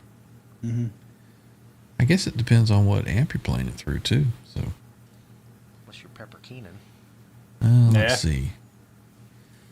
Scott's distortion pickup, I'm assuming, put out over a volt PP. What is that? Push pull. Push what? Not Wow. sure what it means there. Let's see. Cushman is a fan of the X2N. Cool. Sugar Tush says yes. Don't know what that's about. She wants Randy to play, or it wants Randy to She's play. a girl. Yeah. Bent Tom says, I remember when I was a teenager, there was very few pickups and no one really gave a shit as long as that pickup had enough output. This is true. That was the same for me. Well, Thought it was hot shit just to have a replacement Seymour Duncan pickup. Yep. ain't that the truth? I mean, Yeah, you were the man. coolest guy on the block if you had a aftermarket pickup in your guitar. I mean, you were a remember. cool cat. I put a custom in my Robin Melody, and I thought I was or Bentley or whatever it's called. I thought I was. That's it, Ed. Here we go. Blue Monks has confirmed. He says, that's my wife, a.k.a. Oh, okay. All right. Sugar Tits. I mean, Sugar Tush. Wow. Okay, cool. Let's see. I've already turned my rig off, so Custom in his wash burn. Yeah. Yeah. Can't Drive 55 says, what was in EVH's 84 Kramer? Well, they said 59, and then they said, oh, the 84. Shoot, probably a JB, I would think. I would think so too. Tom put a 59 in the neck. Yes, has a vagina. Confirmed. Oh, perfect. awesome. There we go. Excellent. Now we can all rest easy. Blue Mox, Hey, I'm not the- trying to skis in on your wife there, bruh. But I'll play for her Thursday. Just tell me what she wants to hear. Hey, the Taylor reason Swift. I sent you guys the Rude guitar is because they just put that Rude guitar on display at Yep. the Rock and Roll Hall of Fame. Yeah. They And- redid that whole exhibition. Yep, and Fender's back at NAMM this year. Are you guys going? I'm going next week. Are you? So I would have liked to, but when all this stuff started happening with the fires, I figured Yeah. that there would probably be nowhere that you could find to stay. I don't know how far that is away in Anaheim from LA. I would assume that it's 45 not. minutes. Yeah, so Yeah. I was like, I probably want to stay away from all of that going on Yeah. right now. So I've Well, never I'm been gonna to go, one, so Are you I going will- to Are you going to text me pictures from the Charvel booth? So that's what I'm saying. So I'll be there on Friday and possibly Saturday. The Orange County Guitar Show's on Saturday.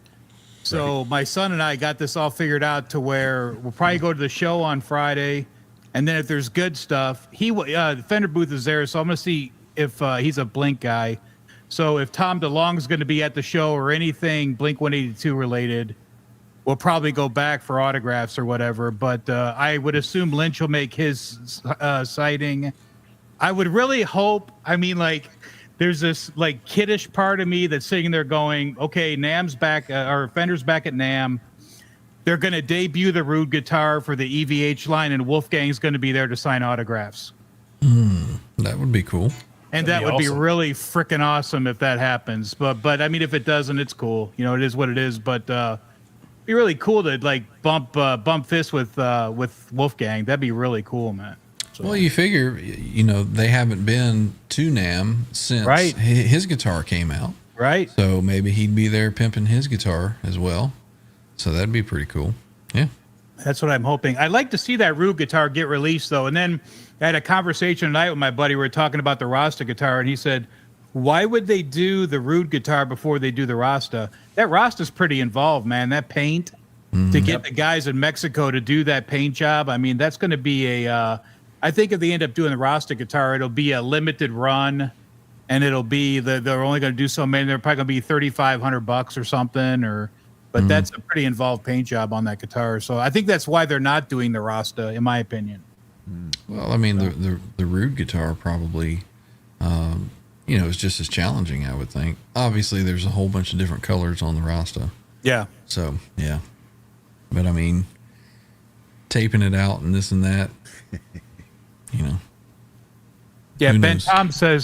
Tom says you have to have the Valerie cat vomit to get the roster right. That's correct. right? Yeah.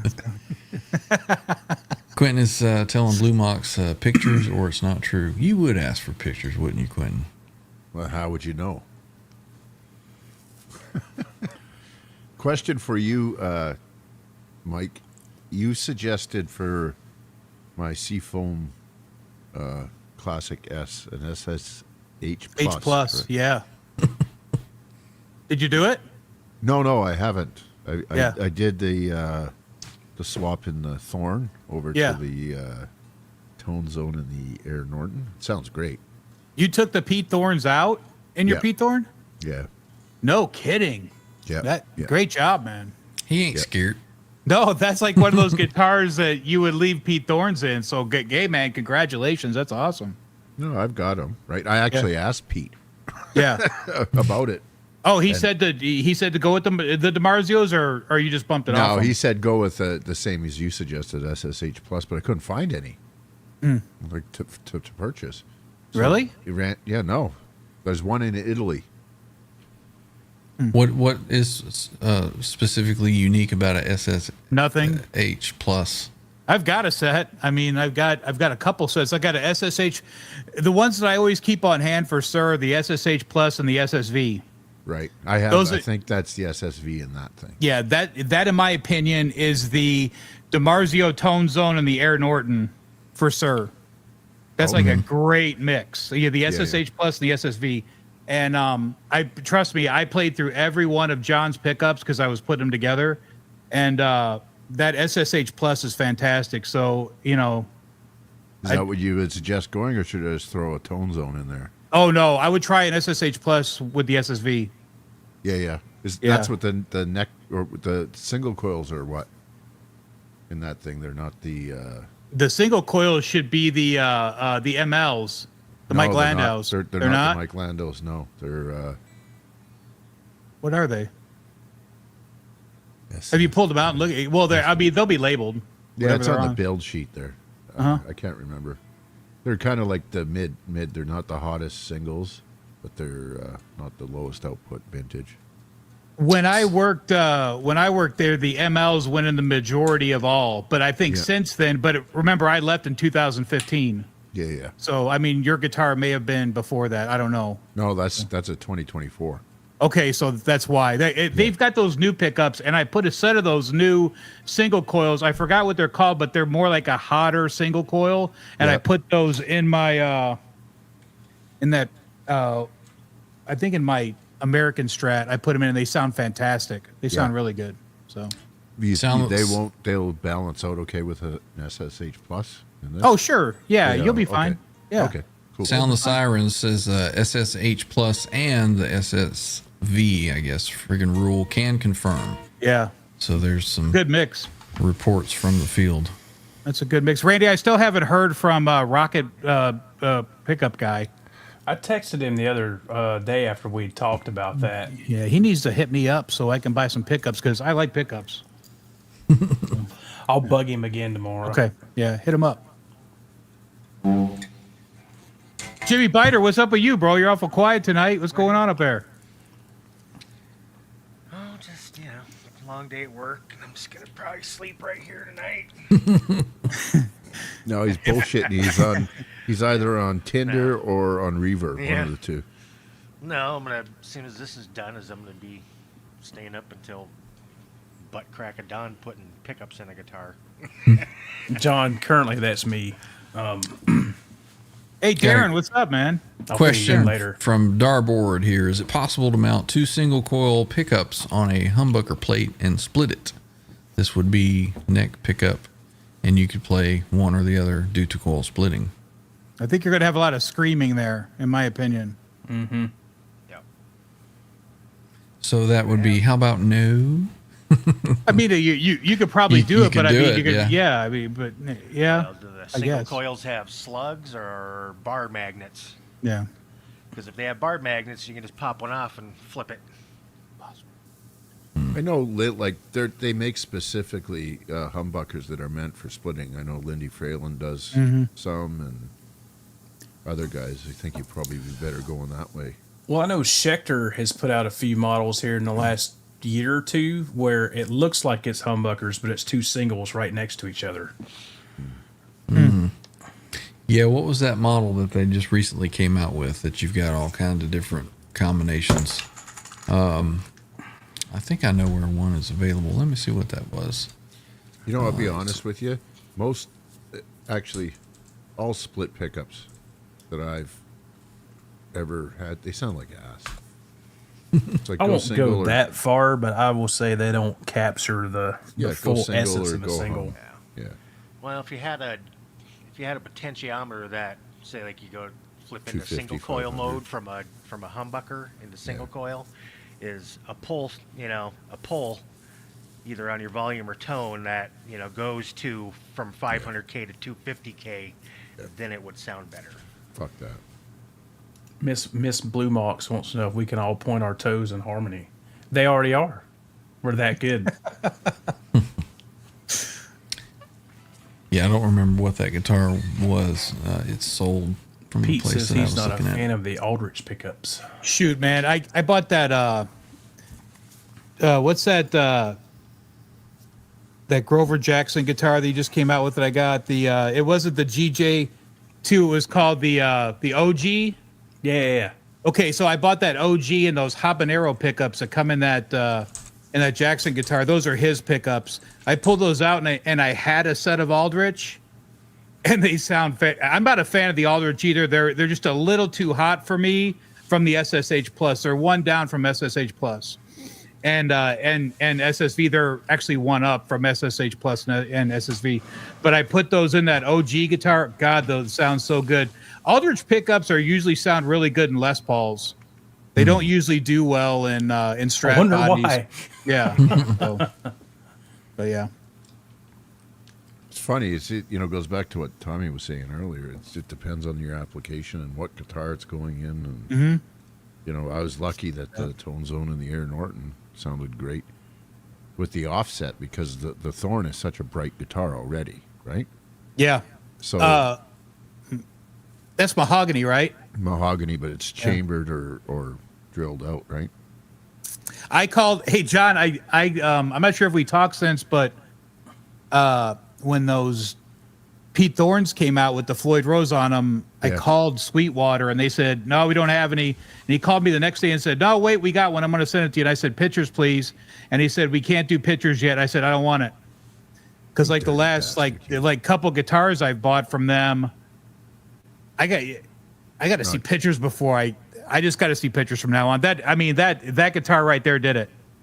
The Kramer, because I got it. The string align was all jacked up, and I was just like, I'm not buying guitars anymore unless I pick everything out before I buy it. But $4,000 is a lot for that guitar, so it better be right. Why wouldn't they send you pictures? He said that they were overwhelmed at the moment because it was Cyber Monday when that went down. And he said, we're a little overwhelmed right now. We can't get pictures. I said, go out and sell it to the next guy. I don't want it. So. Yeah, That's they're it. about 65. Yeah, up that's here. it. That's that Schecter you're talking about with the 65. Canadian, right? I'm Canada. Oh my God. And 18 months to wait. Because there's no stock anywhere up here. Wow. This was a pretty nice playing guitar. I played one of these, and it's $900 on sale. Yes, $1,000, yeah. but that's where he was talking about the two singles right next to each other. Right. So whatever they've done to figure that out. I think Randy's got a couple of Schecters or something, and I went to their website to take a look because I fucking $5,000 for this guitar, $6,000 for it. There's only so much of that shit I can do. So I was trying to look there, and I just got lost on their website. It's terrible. I'll tell you what. I was thinking about this today when I made the offer on that gem. Yeah. I think we're going to be entering a period here right now to when we hopefully, and it doesn't matter to me either way with regards to money I've spent on my guitars, because I didn't buy them for a stock. I bought them because I wanted them. Yeah. But I think we're getting ready to go into this era now to where if the guitar market swings back up, because it's down right now, and there's a lot of people selling guitars right now for less than what they're worth. Yep. So right now may be a time, even if you're sitting there going, I really don't want to spend that money right now, it might be the time to do it. Because, if we start picking back up again, we could be entering a new era of, well, that guitar used to be $4,000, but now it's $6,000. I mean, we've seen that over the last 4 years. So Well, I'm not telling y'all what is finally starting to come back to earth price-wise because they're mine. Some kind of Charvel, I'm sure. What if I already Yep. bought it? That's not an Ibanez. No, the Japanese SoCals and San Dimas models, man, people were wanting over $2,000 for those things. yeah, they were up to 18 for a while, right? And now they're finally starting to come back to reality. There she is. Oh yeah. Is that the one that you are looking Yeah. at? Really? Yeah. I'll be honest with you. I offered him $5,000 for it. Jesus Christ. If he wants $5,000, he can take it. If he doesn't, but the cool thing about that is a signature. Go to the fourth picture. See, he only had one picture up and nobody was going after it. So now the back of it's signed by Vi. I emailed him and he said, yeah, I've got pictures of Vi signing it. And I was like, well, that's kind of cool, man. I mean, those guitars were 3,800 new, I think. And to get the original Universe, they're $12,000 now. Wow. Yeah. So does he have pictures of him holding the guitar and signing it, or just signing the back plate that the guy took off to have him sign? I don't have the answer to that, but either way, I would be okay with either way, because I've seen his signature a ton of times, and that's surely because why would somebody forge his name and mess up his V? Right. Scott Rockaway, the ever contrarian. That's not Steve Vai's signature. Yeah.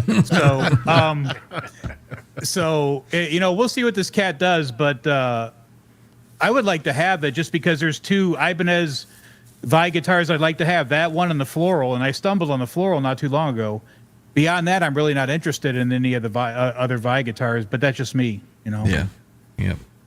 Cool looking guitar. Here's this one here. Let's see. I just don't buy that a signed guitar makes it worth more. Oh, You're no. buying a guitar, not a signature. At least not now. I mean, when he's gone, maybe. I don't know. Yeah, that's what I was going to say. Now, Is is this what you mean when you say the floral on the fretboard? No, the floral is the one, is this one right here. The fabric topped one. The fabric topped one with the flowers on the front of it. Yeah. Oh, yeah. Okay. Yeah, that's the Tree of Life, right, Jimmy? The Tree of Vine of Life or whatever it's called, the fretboard. It depends on the company. Ibanez calls it the Tree of Life, and then other companies call it something else. Bent Tom, that's Jimmy. Because he's got 3 of them, Tommy, in case you didn't know. Blue Mox, you better watch out, ma'am. Skeezing on in there. So we got this one here. That's it right there. Yeah, that's a floral. Yeah. The original one was like a set of Pia's curtains. So this one, the V on this one is messed up too. So Scott, that must not be his signature either. That's not Scott Brockway's signature. Sorry, Scotty, I had to. That one that I scored is a 88. That's a first edition. So that's got the scallop on the last 4. Yeah, they're cool. scalloped. And then I thought that only the first edition had the fabric. They all have fabric. It was just from what I've heard, the original fabric was from Vi's house. Yeah, now the ones now are not. So it was curtains or drapes that Pia had that he hated, but he liked at the same time. So he wanted them taken down. So she suggested he do something with them, and he had the guitar fabric wrapped. Do all of them have that scarf joint like that? yeah. Yeah. Yep. That looks nasty. Well, when the Ibanez's didn't have the scarf joint, the headstocks played like they were Gibsons. Oh, yeah. Ooh. I don't know. The Ouch. JS models have a straight headstock with no scarf joint. Is a JS a wizard neck? No, it's basically an ultra neck. Ultra neck, yeah. You know what's funny about that Are those 7 thicker? over 8? Jay said that those Satriani necks are really thick. He said they're a lot thicker because he was selling that red one, and somebody asked how's the neck on it. He said you'd be surprised on the Satrianis, they're thicker. So maybe that's why it's not a scarf joint. You know what I'm saying? Yeah. Yeah, it's got the JSs have a straight headstock on them. So, Yeah. So they know, and plus it's Ibanez calls it a refined Fender Strat neck. So it's still a C shape, 1 5/8 nut. And what's the visor? More of a wizard type deal? Yeah. That Vi of mine is super thin. I mean, that thing's ridiculous thin. Yeah. 17 at the first. But they're surely his pickups, because when I plug that in and you start playing on it, I mean, you can hear Vi in those pickups. Those are his Right. pickups for sure. So I can And is kind it- of Go ahead, sorry, man. play the original wizard neck doesn't really bother me, but when you start getting into the 3s and stuff, they're just like way too thin. Has Vi gone thicker over the years with his later models, or are they still all They're all the wafer original, thin? the original wizard profile. Because he has some hand issues now, doesn't he? He ain't fucked up like Steve Morse. Well, no. Vi's surgery on his hand worked. And I think Vi's he been had a- playing a lot of guitars besides his Pias and all that lately. Yeah, the Pia I was kind of interested in for a minute because it's mahogany bodied, right? That's a gaudy looking fucking guitar though, man. All that gold. Expensive as shit. Expensive. Is it I don't like that, onomatopoeia? I don't like that yin yang thing. They did away with the monkey grip and did that teardrop yin yang thing. that They're you put almost on there. like Paisleys or something. Yeah, I'm not into that. No, But not the spring cavity plate's cool. How it's magnetic. Oh, yeah. There's no Yeah. screws on there, so you just pop on. That's really cool, man. Well, that was that shit his tech used to do. His old tech, Yep, the old guy. Thomas something or another. He would take all the screws out, and they were using Velcro for years. And then one day he decided to glue magnets in the body and on the so the trim plate would just stick to the magnets. I guess they're metal. Smitty had to go. He had to go pick up his kid. Way to pay attention there, Tommy. If Bent Tom had been paying attention, he would have known that. We love He's you. too though, busy Tom. arguing with Brockway. Dude, I'm telling you though, Bent Tom says the funniest shit. He That does. dude cracks me up, man. I love Bent Tom. I thought that was funny tonight when he said, I didn't like 5150, the album or the song. And I was like, it was nice to know you, Ben Tom. Yeah. Did anybody acknowledge this fucking guy? Jimmy, he wants to know if you use that. Just breaking news. He asked earlier if you use that new X Trident. He was asking for a friend. I don't think it's got a RP360 model in it though. Yeah, it doesn't have that setting. Sorry to ruin your parade. I've used it a few times. It actually sounds pretty good. Who doesn't like Bent Tom? Sorry, man. I got to call bullshit, man. Everybody loves Bent Tom.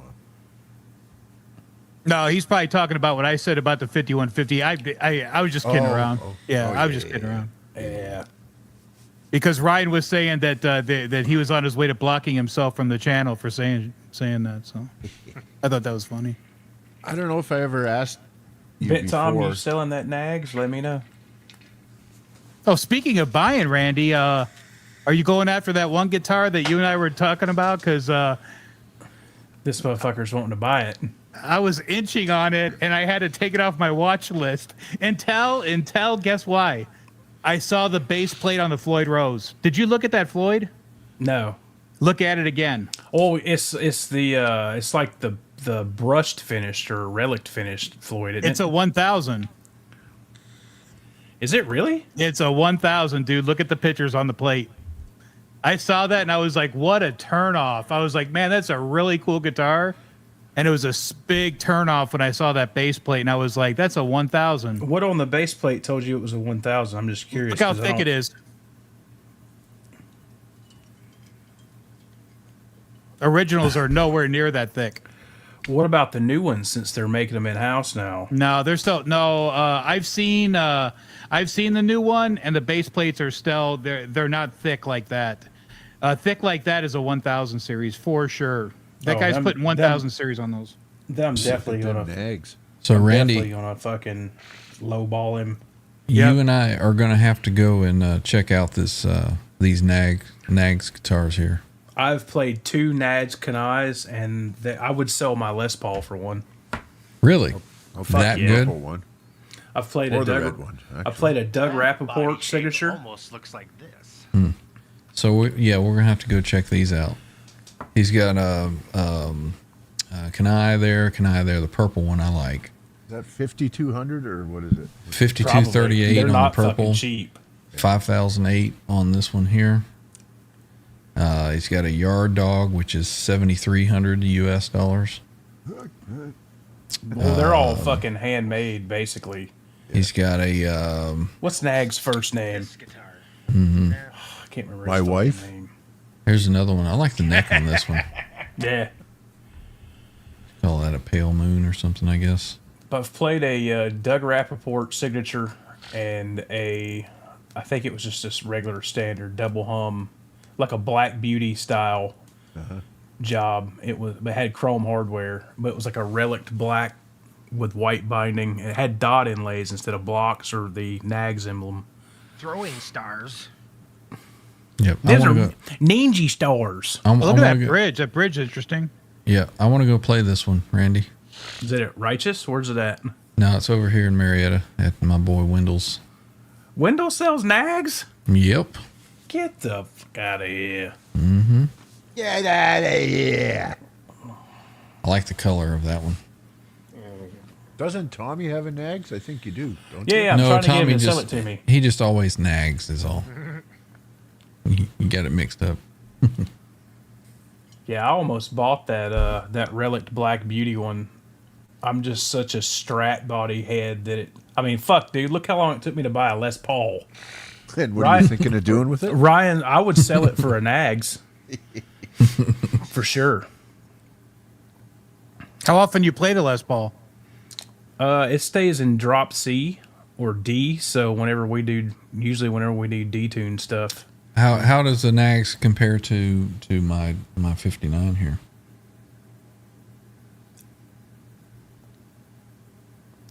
I Sounds like kind you're of gonna have to go prefer play the a guitar. Nags. Now that's quite a statement there. Well, the neck shape's different. It's got a speedier neck than a Les Paul. I don't know, man. It's like he took everything great about a badass Les Paul like that and just made it better. Do the headstocks fall off the nags too? I don't think so. And to me, that's a thing about those Nags Kanais is the fucking headstock looks awesome to me. And a headstock is a make or break for me with a guitar. If it's got a shit headstock, I ain't even interested.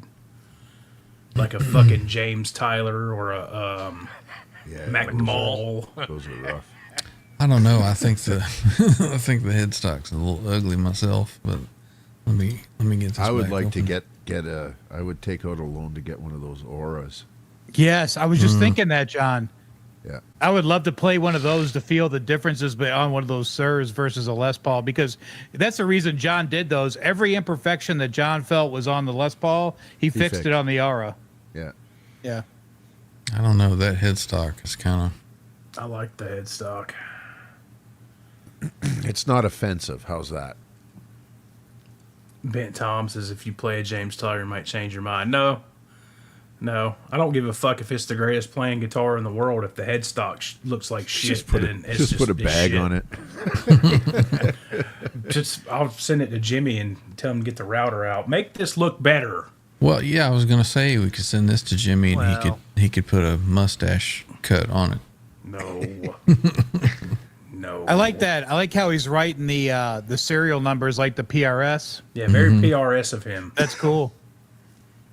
Have you played any of those Shabbat guitars, Mike?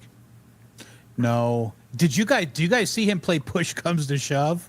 Did you guys see Dweezil do that? Let's talk about that earlier. God, it was so cool, man. I was like, it's so cool to hear that rhythm section without singing over it. Yeah.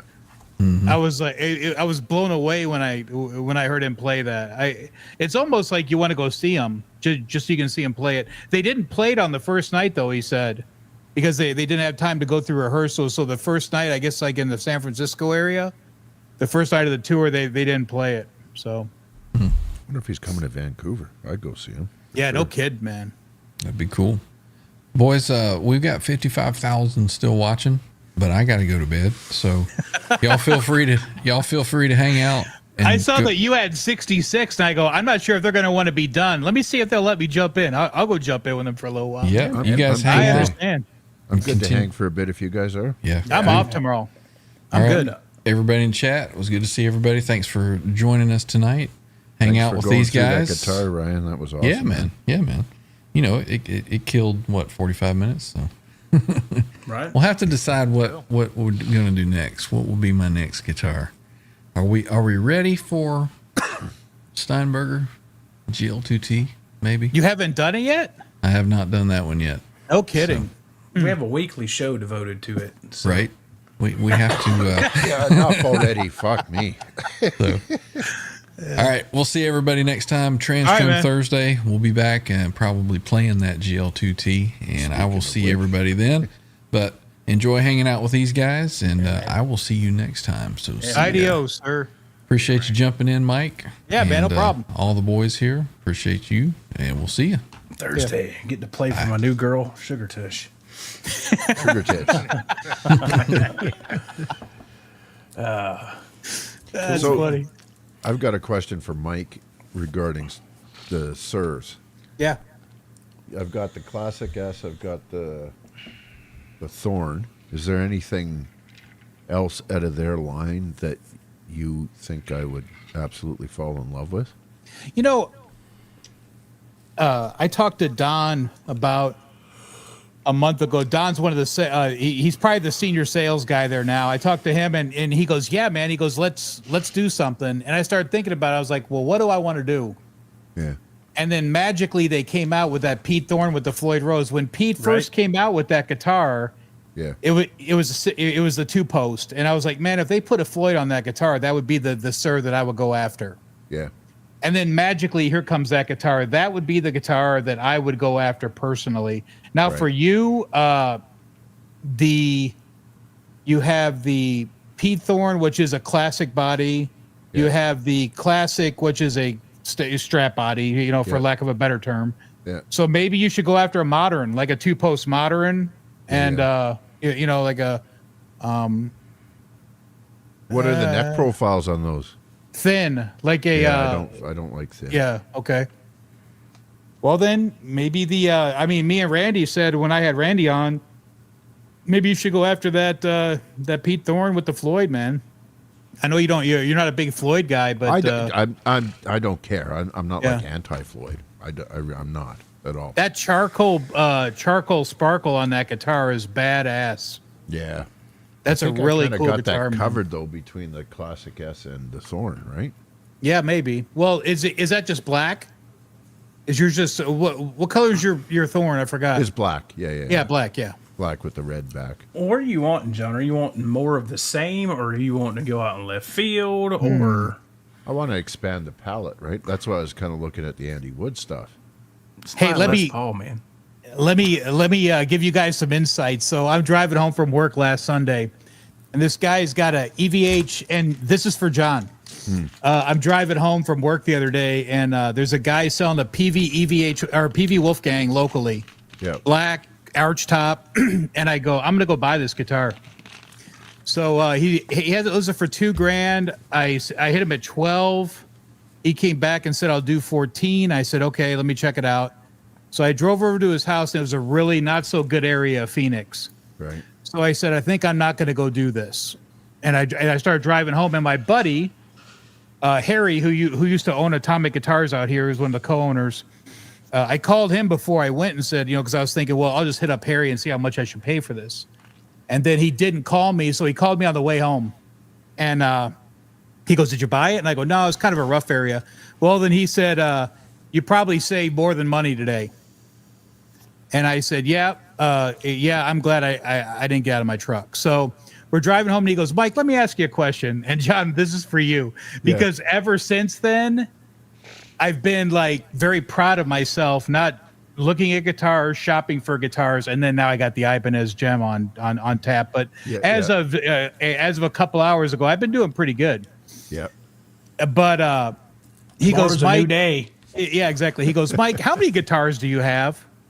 And I told him, and he goes, "Lots of 3-woods in that golf bag." And I go, "What?" Yeah. And he goes, "There's lots of 3-woods in that golf bag, Mike." He goes, "What's your end goal?" And I go, "Man, you just kind of messed my Sunday up, man, because I have a lot of the same guitar." Yeah. And Like I mean, what you like.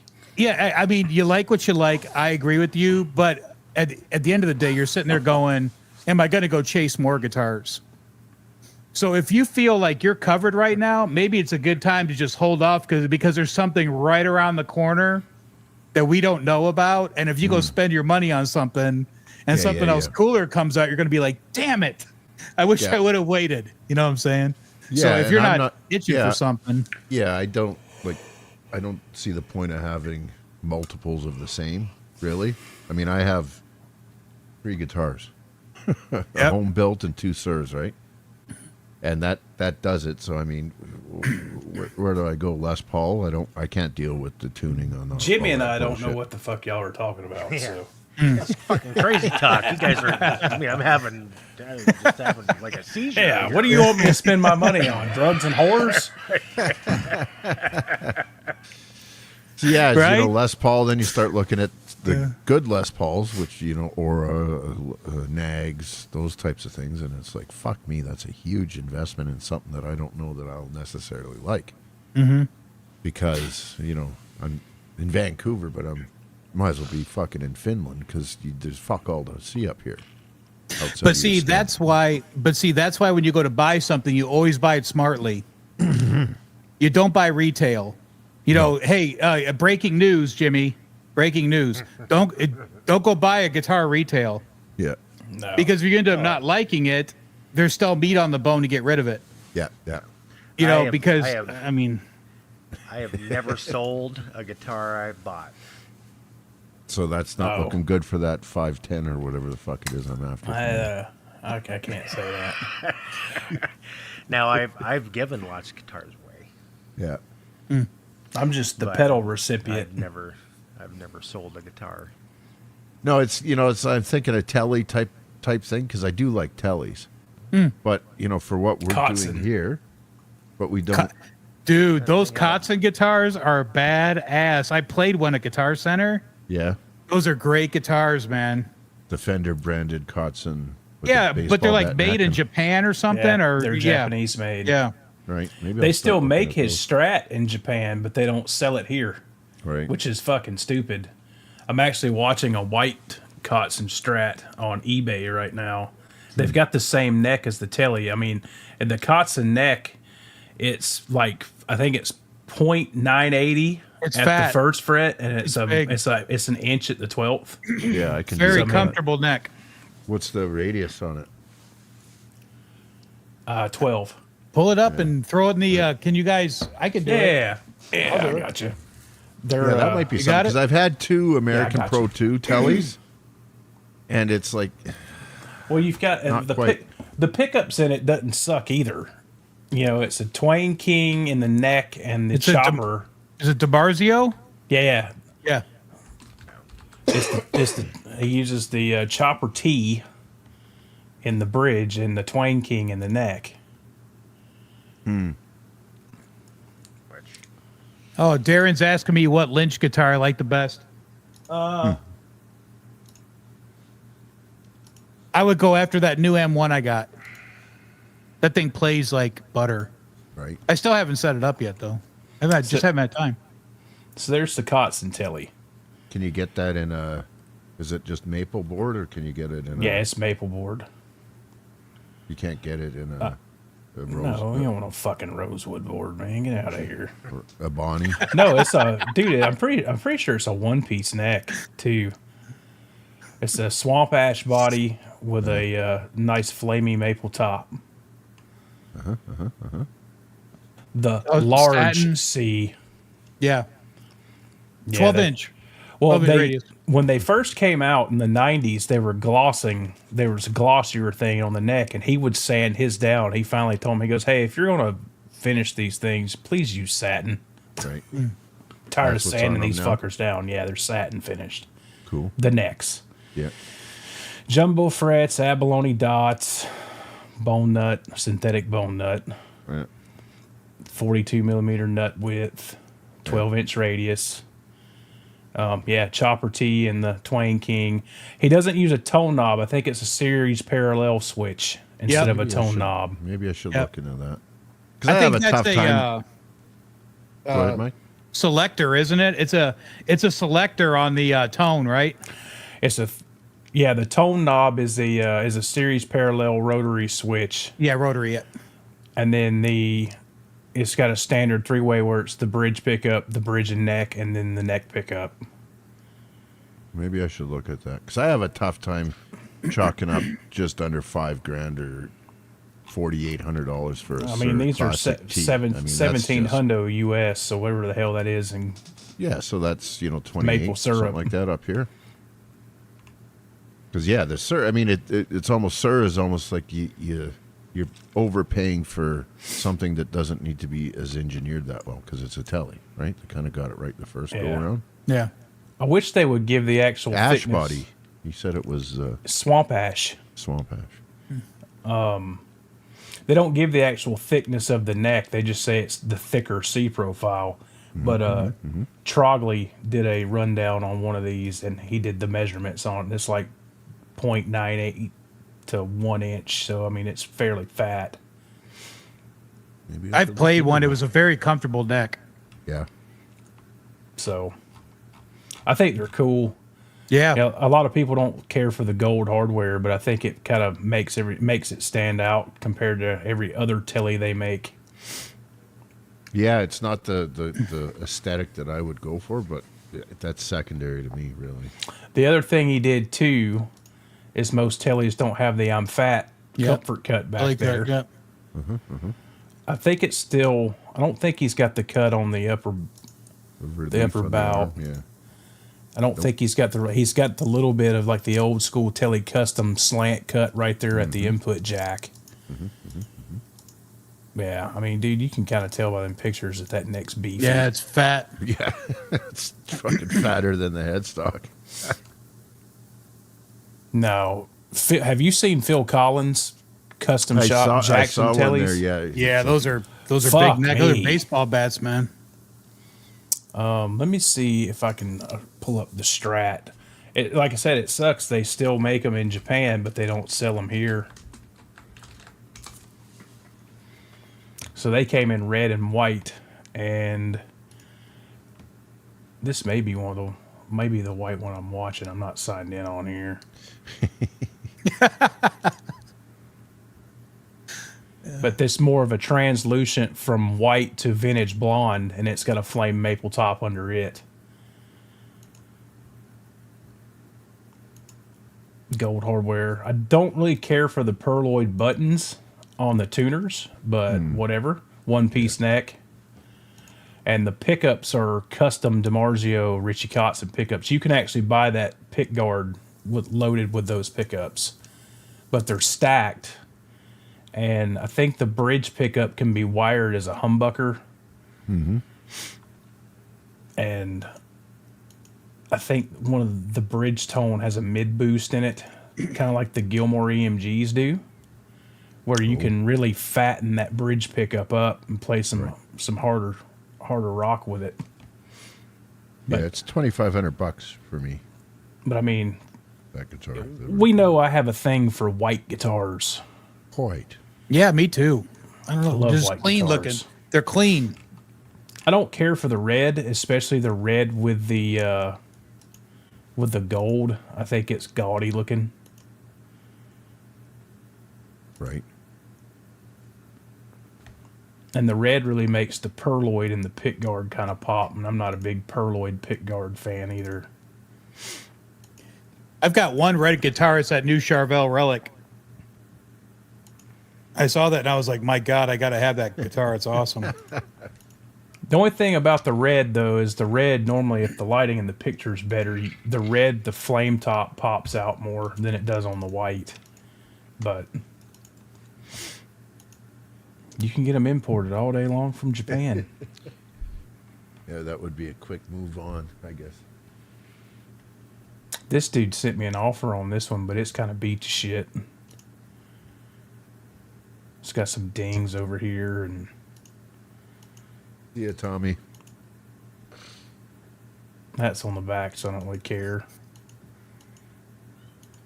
If you guys want to try a nice soft V on a fat neck, try that boat neck on Warmouth. Yeah, It's good, eh? That's my favorite neck on Warmouth. I got 3 guitars with that neck. Yeah. And I found the best nut is the 1 11/16 with that. I tried a 1 5/8 on the boat neck, and it's a little too cramped. But if you guys are looking for a soft V on a fat neck, try the boat neck on Warmouth. you can I was see thinking the of- flame in that one. Why don't you that's just build nice. one, John? Well, I've got my one that I play like King's X and shit with. Yeah. But it's got a Warmouth neck on it, and it's their Slim C. Yeah. It's just too fucking small for me and Yeah. narrow, right? Yeah. So yeah, I've been meaning to grab another neck Yeah. and slap it on there, because I mean, if I do that, then but I don't really. Well, the telly would be nice, but that can What be body is whenever. it? Who It's a built the strap body? Strap body? It's fucked if I know, man. It's a 10-pound piece of mahogany that looks like a strap. How many people are in the chat, Randy? 5? 39. 39. Okay. People are dropping out. 39,000. We'll drop- drive These them guys up. are sitting here talking like they're at a bar. Well, that's what we do. We just nerd out. Yeah, if we had ended the show when Ryan finished with his guitar, we'd still be here having this exact same Yep. conversation. Oh, exactly. Oh, yeah. There would be nothing different. I didn't see that where Scotty said he wanted the Ingve Strat with a big headstock and the bullet truss rod. You know, if I were going to buy an Ingve Strat, I would buy one of the older made in Japan ones with the DiMarzios Yeah. Where are they instead of the made newer now? ones. They make them in the U.S. now. Right. They don't think they have a Mexican version. You've got the U.S. and then you've got the custom shop ones. Right. The custom shop ones, you can get them in different colors and shit. I just don't. I've always been curious and have almost pulled the trigger on an Ingve Strat multiple times. But then it's like, am I going to hate this scallop neck? Right. So what size nut do I need if I get a inch and you said 11/16? That's the R3. Yeah. If I'm doing a Warmouth, like usually, in my opinion, for me personally, Yeah. I usually go with 1 11/16 on Warmouth. And then, R3, R4 will depend on your radius. But I mean, as far as width of your nut, I like 1 11/16. That's like the most comfortable for me. So their radius is isn't it 9 to 14 compound? You can pick get? whatever you want. You can pick whatever you want. For Floyd's, they use 10 to 14, I 14. think. Yeah. You can get 12 to 16 on there. I would get the 10 to 14. I know this because I was just building a telly on there. I Yeah. just haven't pulled the trigger. So I'd get the 10 to 14. So then, because I like them as wide as possible, right? I just fucking straight 16 that bitch. If you want to do wide as possible, then go with the 1 3/4, like the old ESPs, like the old Lynches. R5. Yeah, the R5. That's probably too wide. Yeah. The string spacing's crazy, but they play great. Well, that's why Lynch always he would go with a 45 millimeter nut width, but he would put an R3 nut on it. Yep. So you've got a millimeter of overhang. On Yeah, each side watch of the nut. those DeMartini videos of him at Music Zoo and look at when Oh, he's got his skull and blood out. That's an R2. Yep. Right. He went to R2 on his, so he's got a 1 3/4 nut on there with a R2, which is 1 5/8. Which is the thing I don't get is like if you buy a DeMartini Charvel, You know, They're one one of the and production 11/16. models. They're the same Charvel Speed C, but all of Warren's personal guitars have bigger necks on them. So Well, 1 and I- 11/16 is what in millimeters? Do you know? 43, Well, that's what the Sirs are. aren't they? 42.8, 42.8. The Sirs are basically that, aren't they? They're 1 in. I don't know. You talk about nut widths. I know it in Floyd Rose. Yeah. The performance, those are R2s. And Kenny told me that Warren wanted R2s on those when he built them. So there's no, they're even on both sides. The nuts even to both sides. They're not. They're R2s. So an R2 is tightly spaced together, right? The strings. I think Yeah. Isn't a R2 and a R3 the same string spacing? That's 3 and 4. Okay, there you go. 3 and 4. The radius is different on 3 and 4. Obviously, 3 is 12, 4 is 10, right? They're both 1 and 11/16, but if you look at R3 and R4, they say the string spacing is Gibson. I think the Gibson spaced is the R3. I think that's what it is. But your radius is different on R3 and R4. R4 is 10, and 12. R3 is 12. Yep. I'm so. You know what? I think I'm wrong about that performance now because I remember putting an R3 nut on that. But I know for a fact that Kenny told me that Warren prefers the R2 now, the thinner nut. So thinner width. I tell you what I don't prefer is his Duncan pickup. My God, that pickup's bright. The RTM. Dude, I love that pickup. Really? That pickup is so bright. Oh, it sounds awesome through my shit, man. I mean, I love that pickup. Well, I had it in my Wild Card 3, and that guitar is not bright. It's like it's kind of middle of the road, like what you look for. You know, it kind of covers all bases. It's not too bright. It's not too dark. It's dark. It's now. alder? Yeah, it's alder. But, you know, it's dark now because I put that Super 3 in it like 2 years ago. It's just a sledgehammer in the low end. But, Yeah, that R3 will overcome anything. That was the pickup I took out when I put the Super 3 in. Yeah, Super 3. Was the RTM. And I was just like, man. And, you know, part of that is, you know, my pick attack's bright. So if I get a guitar that's on the bright side, it's real bright. So I kind of gravitate to pickups that have a lot more bass and low mid frequencies than high mid and treble. Fisticuffer said that he just got an RTM and he hasn't figured out what guitar to put it in.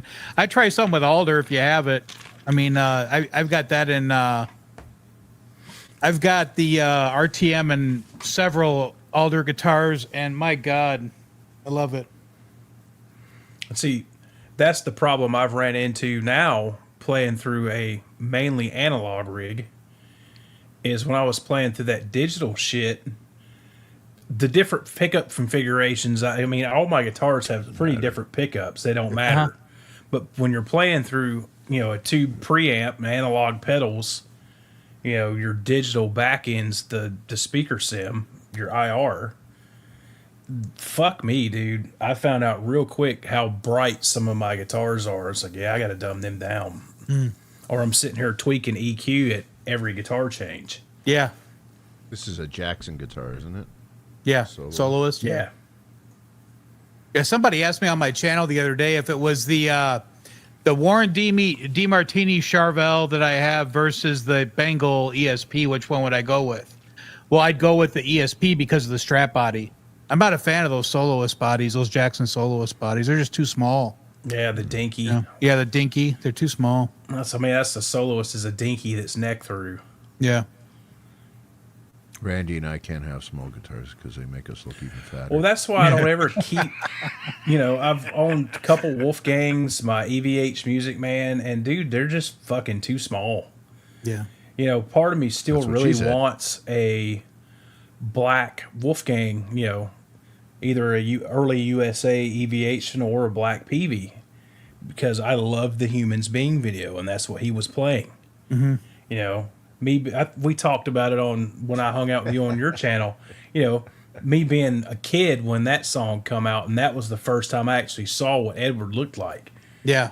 So I fell in love with that Black Wolfgang. Yeah. And I still, every now and then, I get the itch to buy one, but I'm like, Yep. dude, you're not going to fucking play it because they're too small. Yeah. You know, which takes me back to when you guys first started the show tonight, and I was sitting there watching it, and we're just sitting there talking about Ed. Man, think about the gift that cat gave us. He gave us so much content to sit and talk about. All these guitars he played, all the music he wrote. Like, we've sat here, you guys sat there for an hour just talking about Live Without a Net and how the guitar. Well, it's not perfect, but it's good for me. It doesn't have to be perfect, man. I mean, think about the inspiration that cat gave us. Right. You know It's what? just crazy, man. I honestly believe if you took a guitar like that to Eddie, Eddie would say, "Good on you. You're doing it your own way."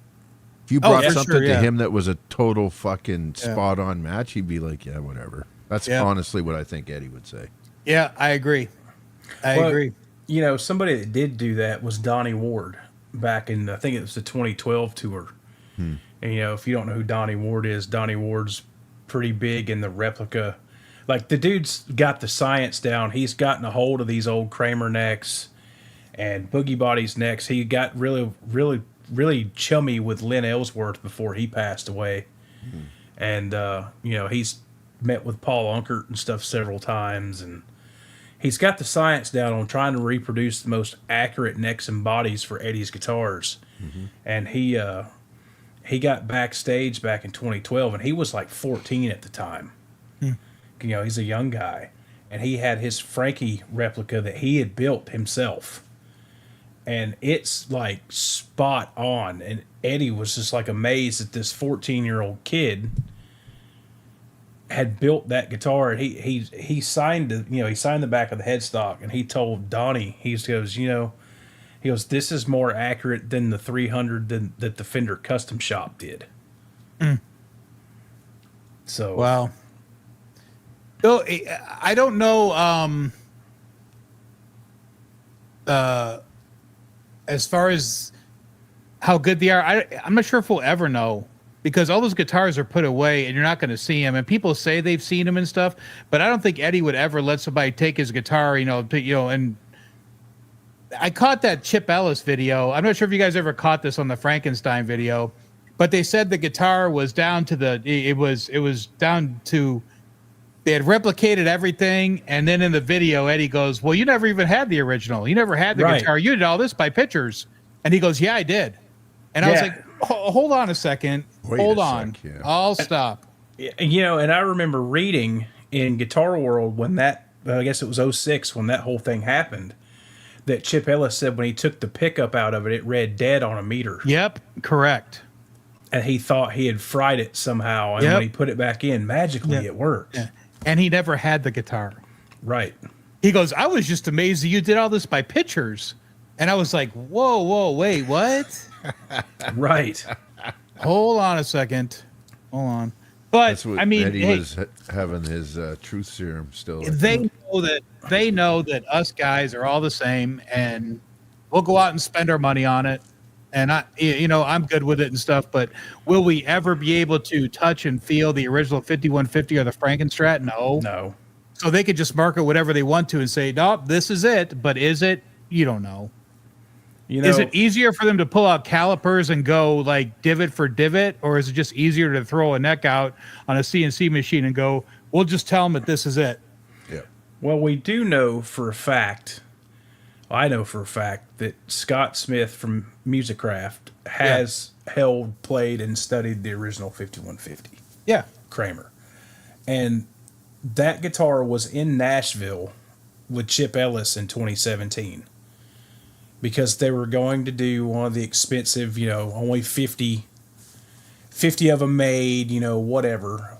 Yeah. $25,000 specials. Probably more than that. But yeah. And we know it was there. The whole deal fell through because Gibson owns the licensing for that headstock shape. Yeah. And they couldn't come to an agreement. Ed's sickness got worse, and then so they released the EVH version. The body's not right and the headstock's way off. Yep. But you know what? That's good enough for most guys. Yeah. I mean, like, does it have to be nostalgia perfect? thing. That goes back to what Ryan said before. It's not perfect, but it's mine. If You it know? if it brings you joy to own that and play that, then fucking that's what it's about, right? Exactly. Well, he said, he said, I get mine out and I play it. I come in and I just look at mine. I just come in and look at it. I like, man, that's just so cool. I can come in here and look at that.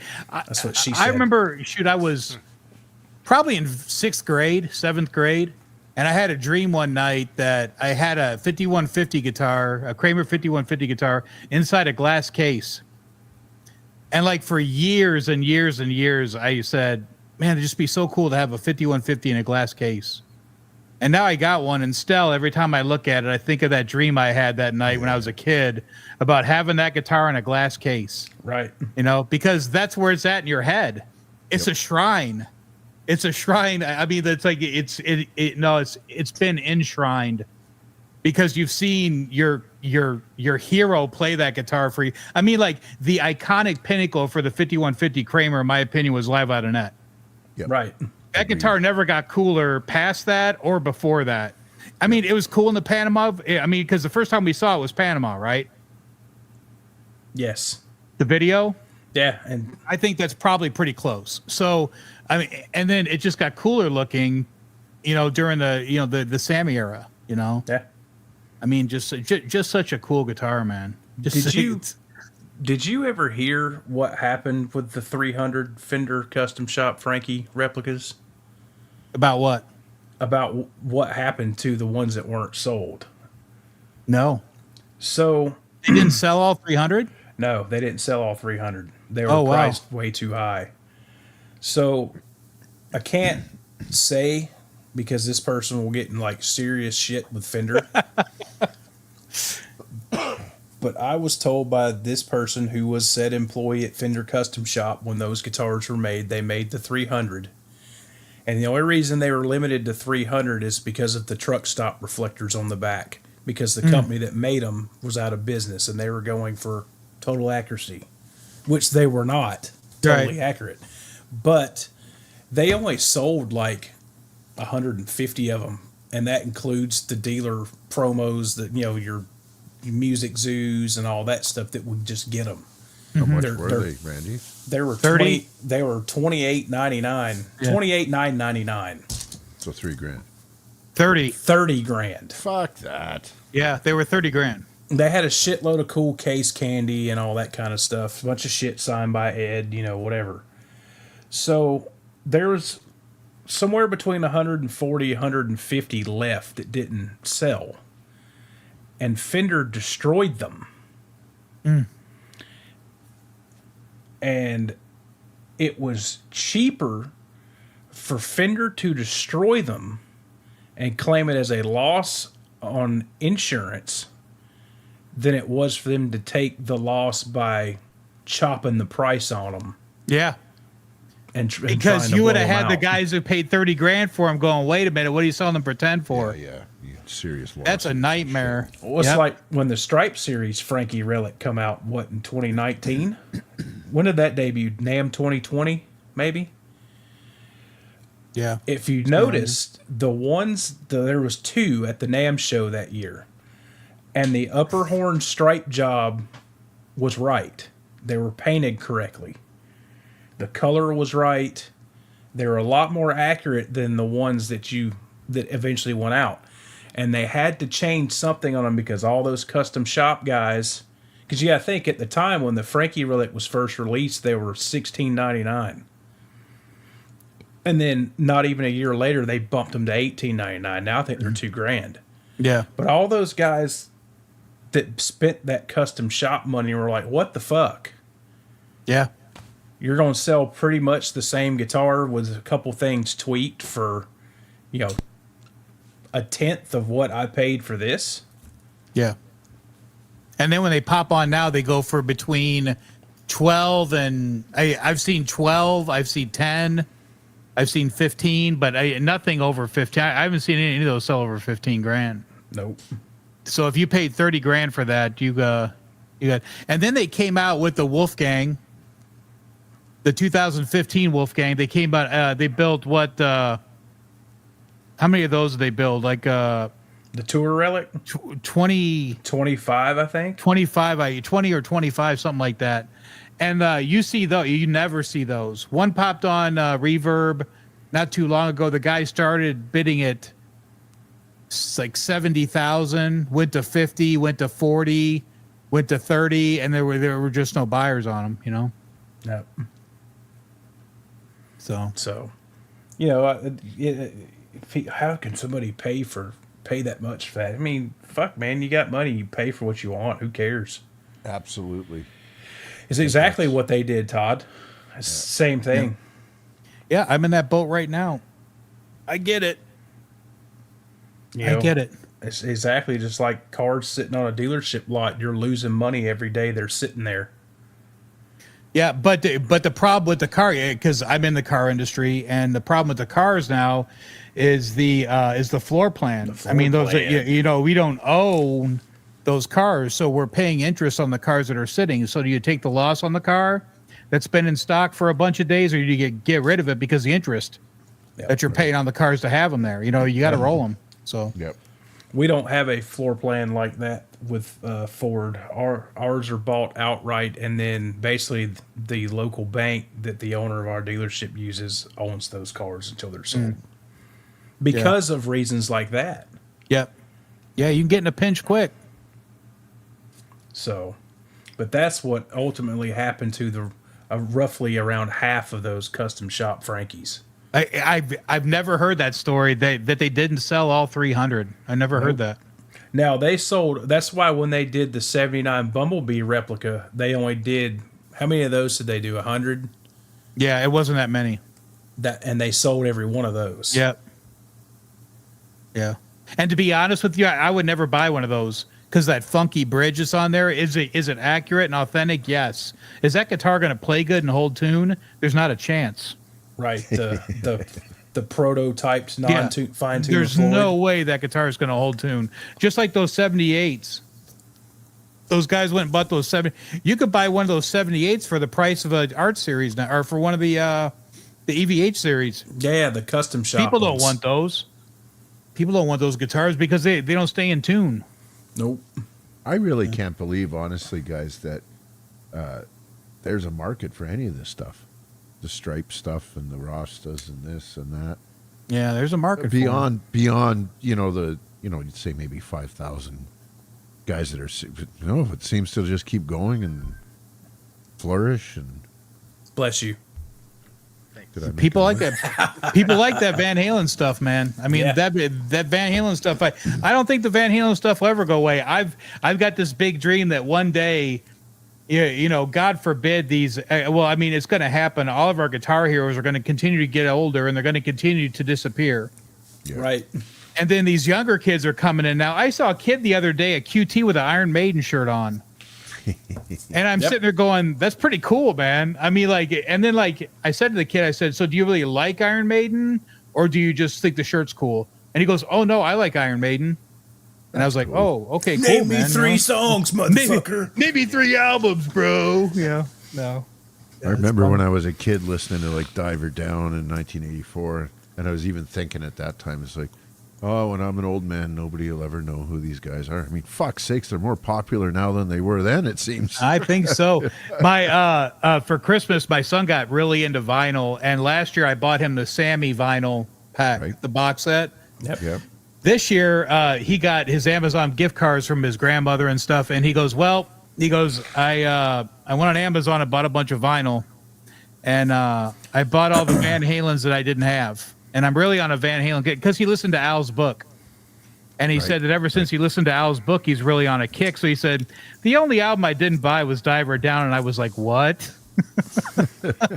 So I Amazoned him Diver Down. And I go, that was the first album I ever bought was Diver Down. I think Diver Down's a great album, man. Yeah, it is what it is, right? I like Diver Down. Yeah. There's nothing wrong with it. Yeah. So, CC, you want to know the truth about that story? I'll be right back, boys. You know, that's what Ed said, and Mike, you can weigh in on that too. Yeah. You know, Ed always said that I fought it and it wouldn't stay in tune. I could never get it to sound good. Bullshit. Nope. He didn't want to play it because of Grover Jackson screwing him on the building the Stripe guitars. deal. Yep. He had just went round and round with Seymour Duncan about releasing the EVH pick or the Van Halen pickup in their ads. And then Carl Sandoval, did the Bumblebee, painted it and all that stuff. And it's on the back cover of Van Halen 2. And then next thing Eddie knows is, well, now there's Rick James's guitar player and everybody else has got these black and yellow striped guitars that was supposed to be a one-off for him. Yep. And he went round and round with them. I do know the last 5 of those that Charvel produced went to Ed. It was in the agreement when they finally settled their differences. They said, well, we've got 5 more that are done. We'll just send you those 5. And there's like I think Entertainment Tonight thing with him and Valerie around Diver Down era. And he's sitting at the piano or whatever, and you can see one of those final 5 sitting over in the corner next to him. And it's not the same, it's black and yellow stripe, but it's not the same stripe job as the Bumblebee. And it's one They're of those. probably still sitting in 5150. Probably that, or he gave them away, Yeah. But I found the paperwork, scans of the paperwork were for their in and out build list. And there's 3 of them on there with the serial numbers, and they're to Edward Van Halen. Because I'm a fucking nerd. Yeah. I forgot where I heard it, but they said when the Bumblebee guitar was taken for the photo shoot, it was still wet. And that's bullshit too. But that's exactly what they said, that the paint on the back of the neck and stuff was still wet. Yeah. Or still tacky, and that's Who bullshit. said that? Where'd that come from? That came from, I think it's one of the Van Halen Inside magazines. Yeah. Back in the 90s is where that came from. And that's bullshit too, because that guitar was done at the end of November of 78. That guitar was finished before they finished or really even recorded Van Halen 2. Carl Sandoval came out some years ago and was like, no, that guitar was, I finished that guitar at the end of November of 78. So Todd says, was it Chris Holmes that loaned to Charvel to Eddie? No, Chris Holmes loaned him the Destroyer. his Destroyer because Eddie chopped his up and ruined it. So he loaned it to him again so he could re-record with it, right? Yep, he did Women and Children first with it. Yeah. And then he fucking chopped up Chris Holmes' shit. He didn't shark it, but he ripped pickups out and all that kind of stuff.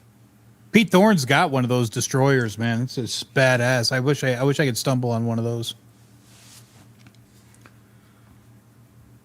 What's he saying? He told that to me in front of the guys at Dime's funeral. Yeah, that was kind of what he'd said that whole time period, because that guitar is a big fan favorite guitar. A lot of people love that Bumblebee. Yep. And that was his story, and he stuck to it. But if you think about it, we're talking about Edward Van Halen here, and that guitar had 3 different necks on it, and he played it for the majority of the Van Halen 2 tour, even in through 1980. I'm sure you've seen the warp speed or warped tape footage of the Pink Pop Festival in 1980, where he's playing Running with the Devil and he's playing the Bumblebee. Yeah. The tape speed's all fucked up, so it sounds like they're like a whole step down or something. But yeah, Ed played that. I mean, there's a shit ton of photos out there of him playing the Bumblebee throughout 79. And as far as I know, there's only 2 actual clips of video footage of him playing it live, and one's like midway through 79 and the other is the Pink Pop Festival, which would have been summer of 1980. So now we're boring Jimmy with all the Van Halen talk. Yeah. Come on, Jimmy, jump in there. Let's talk about something. Let's go. How many people are in the chat? 4? 46. We've gone up. We're back up again. What's going on? All right, we got to find something to talk about. Let's go. I was good. Oh, so I got the I've got my buddy's Pacer here that I was gonna do a show on. I was gonna do a show on that Ernie Ball, that Oh, that's what we can talk about. The Van Halen, the Ernie Ball Van Halen I got, the black one. I was gonna go out and tear that apart and put some fresh strings on it and just go over and compare the Axis versus the Eddie Van Halen. But then I started seeing a bunch of stuff online about, I mean, people have already done that, compared the Ernie Ball to the Van Halen to the Axis. But I called that guy the other day that had the red one, which I talked about. That he had a red one for sale, and the guy's holding strong at 6. I was gonna go buy it, and I don't think those Van Halens are gonna. I don't think that's a $6,000 guitar right now, for me personally. No. That's crazy. I know. Yeah, I know that you and I talked about that, Randy. When I was driving home from work that night, I called you. I was going after that one. Yeah, like Todd says, in the early 2000s, all these classic 80s original shred guitars were like $300. Yep. My, how times have changed. Yep, that's right. And then CC, the one he grabbed that one specifically for Dime's funeral because when Dime and Vinny got to meet him, not too much before Dime got killed, he had asked Eddie if he could paint him a Bumblebee. That he said that was his favorite guitar that Eddie had ever had, and that was what stuck with him. And Ed told him he'd do it, and then Dime was like killed like a month later. So yeah, I think Ed asked him what his favorite one is. Yeah. That's and it. He said black and yellow was my favorite. And he said, I'll get you one, man. And then like the next week he got shot. Yeah, like a week or two later he got shot. And then when Rita, Dime's longtime girlfriend, asked Ed if he could paint him a guitar up for the funeral, Ed said fuck it. And yeah, it was in parts.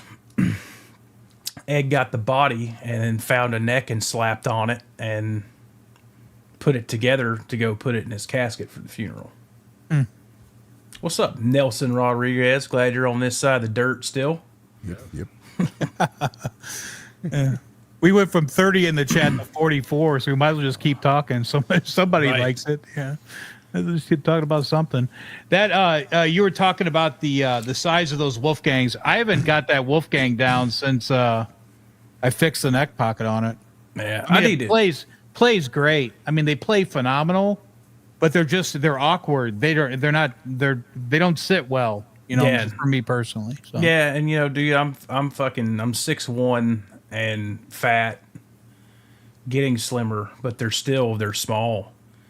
To me, all those. They'll never fit guys of our stature. No. I mean, I'm pretty broad, so The broad back. stocky. But they. What did Ryan say to you the first time he met you? So the first time I met Ryan in person was at Guitar Center, and he was already there, and I walked in, and Andy Carson's in the chat. Brother Yo, Andy. what's up, Nice to see Andy? you, brother. everybody's favorite firefighter. But I walk in, and I've walked about 3 steps, and I heard Van Halen licks being played. And that's when he bought that Friedman Cali, so he was testing it out. I said, well, I'm just going to follow the sound of till the Van Halen licks get louder, and I'll find him. So I walked in there, and he's playing through one of those little Fender, like the Mustang or the whatever their digital modeling combo is. And he's playing that Friedman Cali through that thing, and I walked around the corner. I said, that don't really sound like a fucking wet, dry, wet rig there, bud. And he just looks up at me. He goes, huh, you're a big fucker, ain't you? Those pickups and those Freedom Calis are just terrible. That one, man, there was something about it. Ryan didn't like the pickups in that one, I think is what it was. And that guitar, man, when I played it, man, it had some mojo. Yeah. Now, when I got it home and got it through my rig, I'm like, okay, well, I'm going to order some pickups, probably, because that's what I do. I don't keep anything stock. So. What's CC saying here?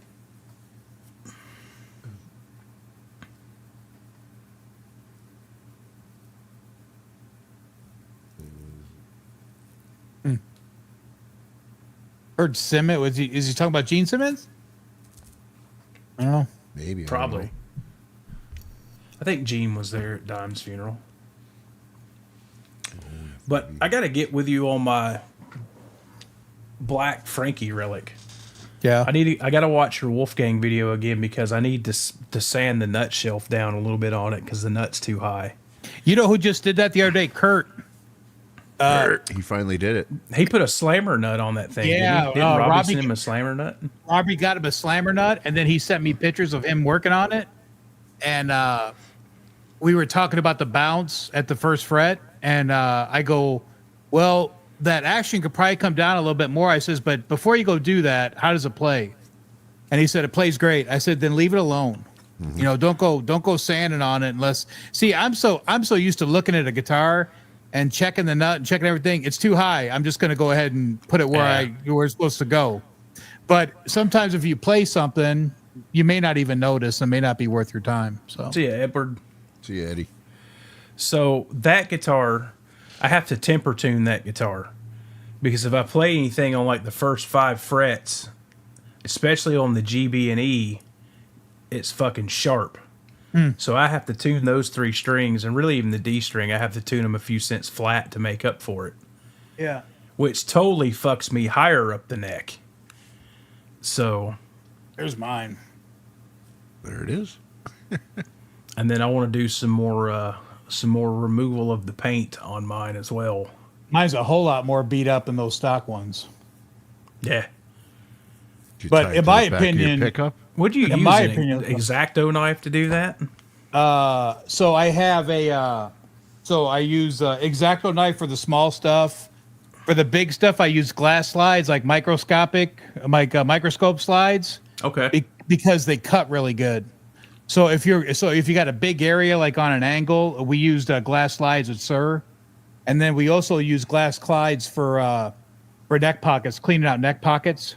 And it's just quick. I probably could have put a 42 on this with as far as that 37 sitting back in there. Right. I probably could have put a 42 on it. I've got a 40. Maybe I'll do that tomorrow. I'm off tomorrow. But I did put a tone zone in this, Nice. and it sounds fantastic. And I told you I wired that pickup, and it's great. Yep. Crazy, Yeah, man, so how guys. good that pickup sounds. So. Yeah, he Yes. opened that, was it Sunday, Yep. Nelson? Yeah. Yeah. Yeah. He did. He said that was awesome because he was looking at buying a set of those Yeah. to try them out. Yeah, I think it was Sunday he unboxed those. Yeah. But it's cool because he was looking specifically for that brand and that gauge. So they'll go to use for sure. Yeah, I think it was, somebody told me when I was talking about sanding that, and it's like, why don't you just put a OFR, R2? R2 said it. He's like, why don't you just put an original Floyd nut on there instead of that 1000 nut? They're not as tall. You can do that. The 1000 nut's going to be taller. So if Yeah. it's too high, just throw a Germany on there. It'll drop it down. How tall is it? 5x7. Fuck, I don't know. I don't measure that shit. Dude, I don't do measurements of anything. I just fucking set it up to what feels right to me. It's all by feel. Yeah. Pickup heights, Sand. string heights, Nope. yeah. Sand. Basically, when I set my action, I lower it until I'm buzzing like a motherfucker, and then just barely bring it up where there's not much buzz. Robbie was talking about doing a fret job, and he said that that Edward, when he was at Kramer, was talking to him about leveling frets, and Edward would back bow the neck, and then level the frets out, and then when you bring the fret the neck back to where it should be for playability, your frets were perfect. Huh. And I was like, my God, it makes sense if you think about it, it makes sense. But man, I would like to play with that one day. I would like to find a neck that I don't care about, and back bow the neck and then level the frets out and see how it comes out. Well, one of mine, I probably get about maybe 20 of them that I'm never going to use. Except for that dotted ultra neck that you're going to put back on that green thing and send up to me. I'll speak it into existence, Jimmy. Jimmy's pissed off about the new RG 565 Genesis with the shark tooth inlay necks now. The only reason I'm pissed is because the fucking desert yellow ones, I mean, sold out like that. Nobody wants that fucking blue one, dude. No, I don't want the blue one either. I want the desert yellow one. I want the desert yellow one, but I want a fucking maple fretboard. Sound the Sirens is talking about those Splong guitars. Yeah, there's a cashmere one on, or vanilla shake, whatever the fuck you want to call it, on Reverb right now. I'm thinking about lowballing the guy on it.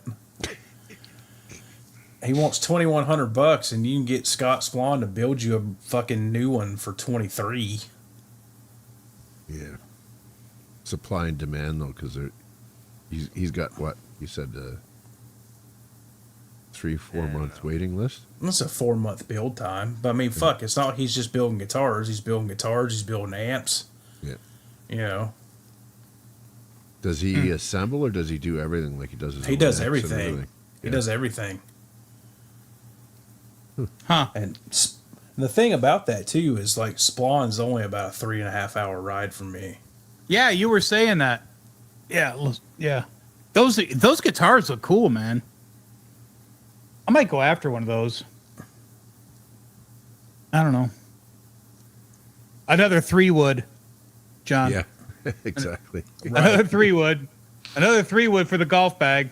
That's what I keep asking Randy. It's like, how many fucking Charvels do you need? All of them. Yeah, see, I gotta feel the same way, bro.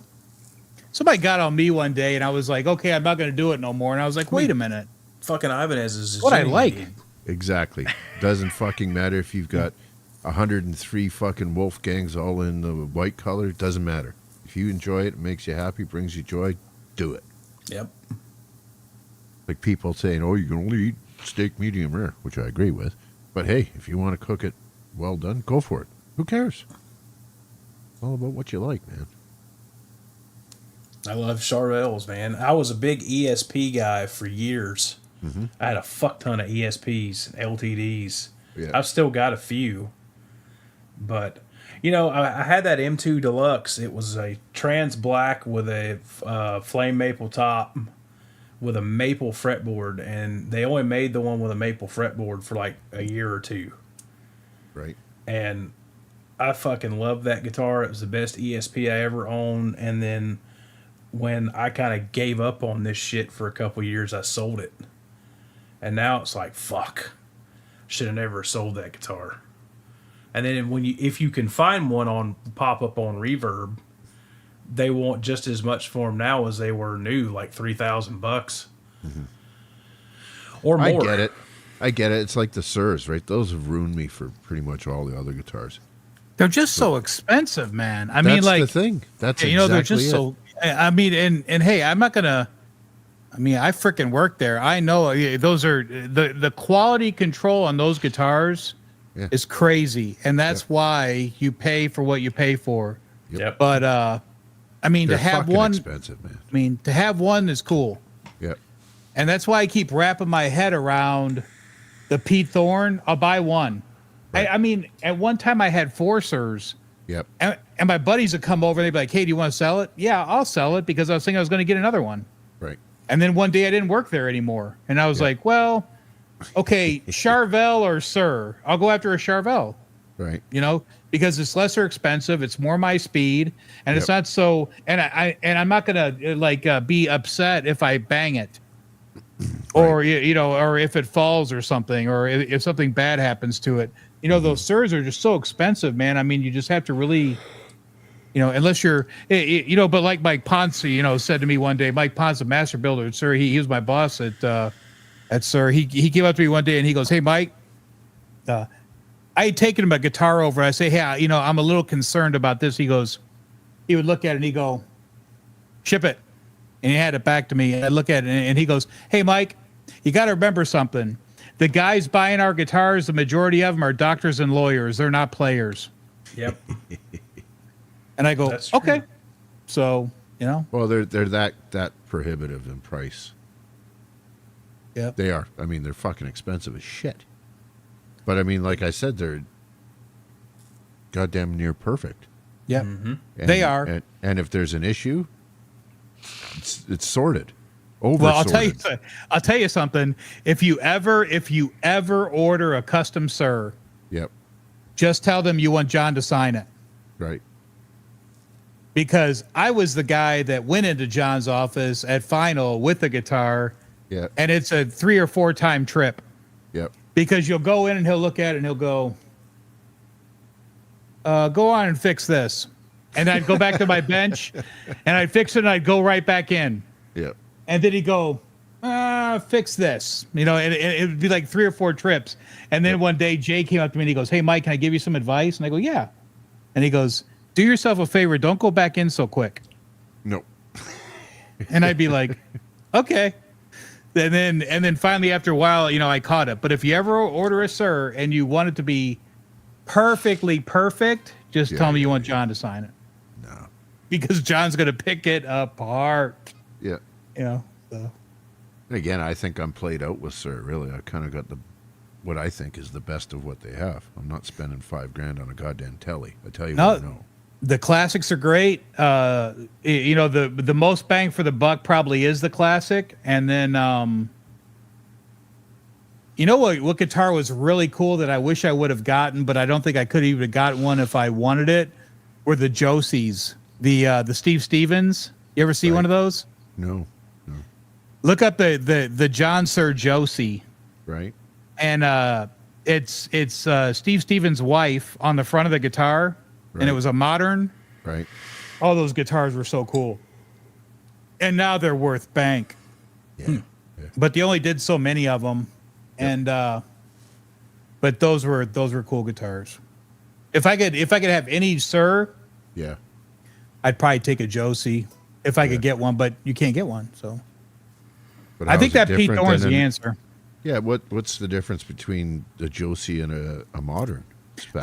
The paint. I mean, like literally, like Outside of cosmetics, I guess is what I'm saying. yeah. Randy, pull up a John Sir Josie. See if you can get it to pull up. Josie. Jimmy, what's an RG 652?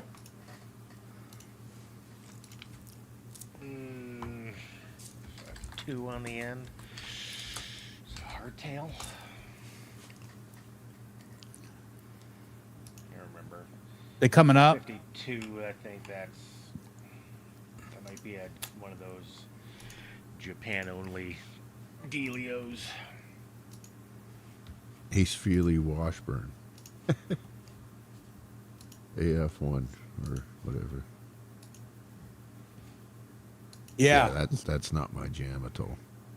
Look at that. What we got going on here, man? Can I get a zoom in a little bit more in there? So that's his wife, and they only did so many of them. Yeah. And God, the paint on those, Immaculate. Yeah. if you looked at them, they scratched. And I remember I was shipping a bunch of those one day, and I was like, man, I'd just like to have one of these. When you get those now, I mean, Scroll they're big money. What's she got there? Anal beads? Scroll down. That's how. Looking at her face, dude. There you Oh, go. there's one. Those are cool, man. Like when I started working there, they were doing those. They were hot, and they had the Aldrich pickups in them. Right.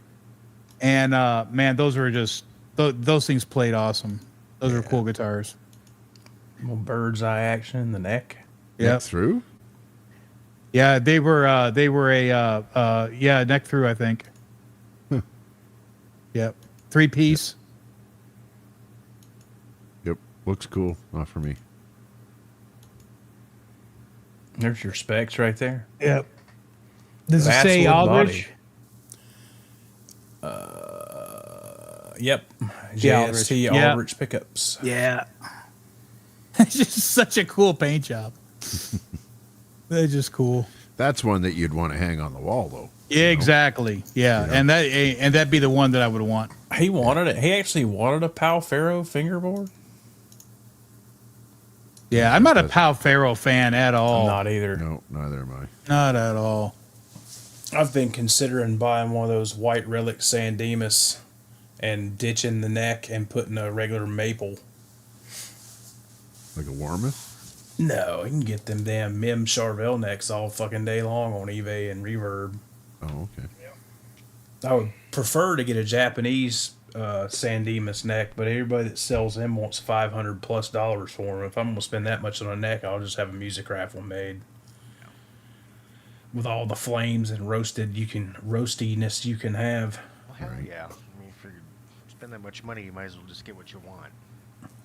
That's the thing with the Warmouth necks. When I bought the neck for my mahogany Strat here, it was Canadian. It was like $350, which is okay. But now you go and try and get one, it's like $600-700. It's like, Oh, fuck really? me. The Warma stuff went up? For me, it is. Yeah, Oh. I mean, our exchanges were like 64 cents to the dollar there for you guys, so that doesn't help. But So last week I got on Warmouth and I built a telly, right, you know, a hum single rear routed telly body, and you can get them already painted. So I went with the vintage white, yeah, almost vanilla shake color, yep, and then I went with their I forget what they call it. It's not the boat neck. It's their other big fat ass, like 1 millimeter back or or 1 whatever. inch. Yeah, the fat back maybe. yeah. Neck, you know, super roasted flamey maple. Mm-hmm.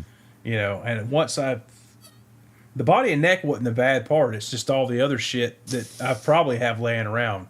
Yeah. And when it was all said and done, I was at like $1,600 minus pickups. Right. I was like, eh. What was your custom build on the Sir builder? What was that come out to? $5,000 Yeah, exactly. for a hum single top mount Floyd Rose guitar. For a logo. And a year waiting list. That's the other thing that kind of turned me off about the whole thing. I was like, and I have to wait for this guitar? Yeah. Yeah, I don't. Yeah. Look what Ben Thompson. He said he had to wake up to pee, Hentai. and you nerds are still talking about the same topic. Yeah, we're talking about hentai. Be out here all night. People are waking up to pee. Jimmy That's awesome. Jimmy brought up tentacles. There you go. Yeah. It's so funny, man.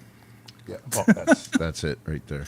I bought my Warmoth 4A flame roasted mech for $400. Now they're over $600.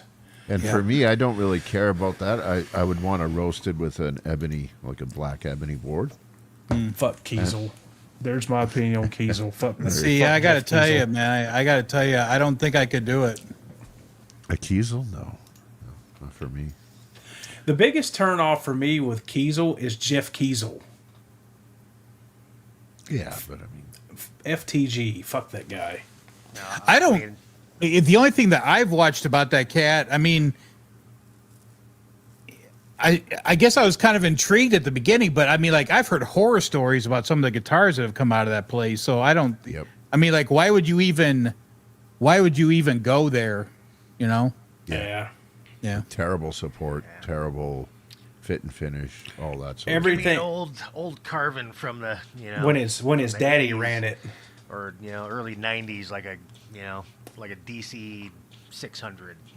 of. Take an old PV that's made out of furniture wood. I think the only those only things? ones you can get, Todd, with the Carbon logo is the Becker and the Holdsworth. Yeah. The only guitar I would consider with keys would be one of those Jason Beckers, maybe one of those number guitars. Yeah. Those are cool.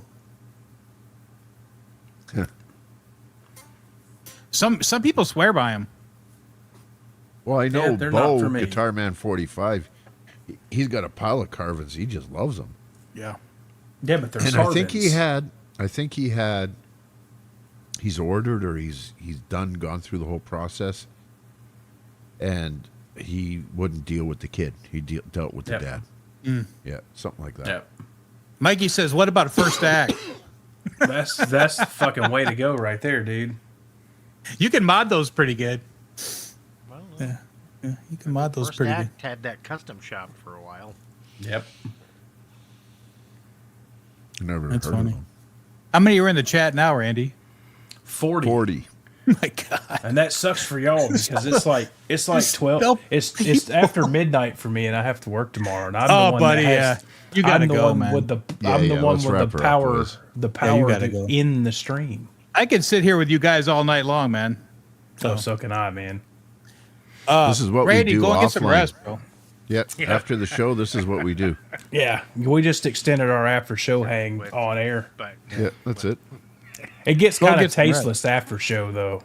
We had Yeah, a to little less politically correct. we had to we push are. that out. So We'll have to go and swear into our pillows after this. Ryan's Right. been asleep for 2 hours. We're still on his channel talking. for the 40 of you that hung out with us for this long, Yeah. Yeah, much 39, appreciated. they're That's already awesome, they're man. already bailing, man. That's it. I was Okay. kind of hoping that we're going to get more people in the chat, but they're probably all sleeping with their TV still running. You know, Yeah, yeah, exactly. Yeah. you Oh, well. saying this wouldn't work for you, CC? Oh yeah, I'll Jimmy take loves that. them tracers. Non-sponge paint job though. That's a cool guitar. The pointy headstocks, I can't do it, man.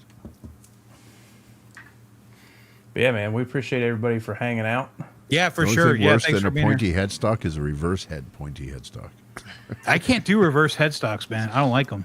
I'm do. looking at your Lynch right there. That's a reverse headstock. Yeah, I Two know, of but them. that's why it's One- hanging on the Three. wall. Three Three. of Another them. PE. Why more than Jesus that? Christ. Can't stand those things, man.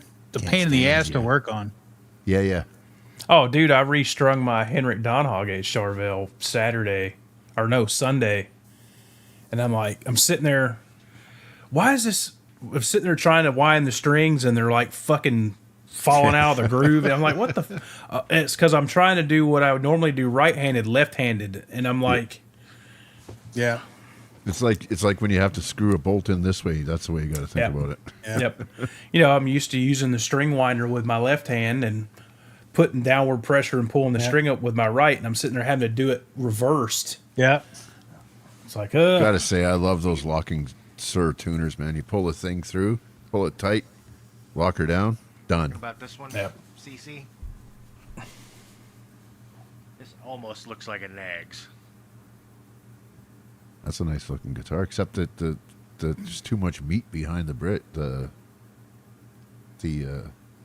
tailpiece.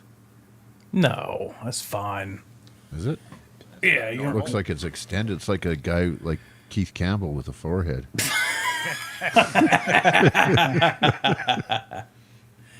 Who am I to talk? I just don't.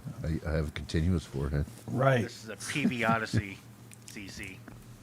Good luck finding one. Good luck. Right. All right, guys. We'll give a good shout out All right, to everybody. all the Yep. channel members. Cool, man. Yeah, thanks for hanging with us as we blather on with limited interaction. Hope you got a good Van Halen vacation. Yeah.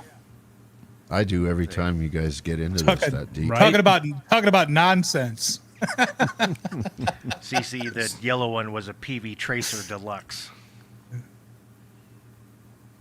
that I swapped the Kaler Spider out for a Godo 1996T. Taylor Spider, yeah, man. All right, guys. All right, dudes. Well, 40, we appreciate you jumping in, bro. That's been Yeah. awesome, That was man. awesome, man. I didn't think I was just kidding around, but then it got real. So I appreciate it. Thanks for having me on. Shit got real tonight. It got real. Cool, man. Yeah, all right, man. All right, folks, we out. See you guys later. Adios.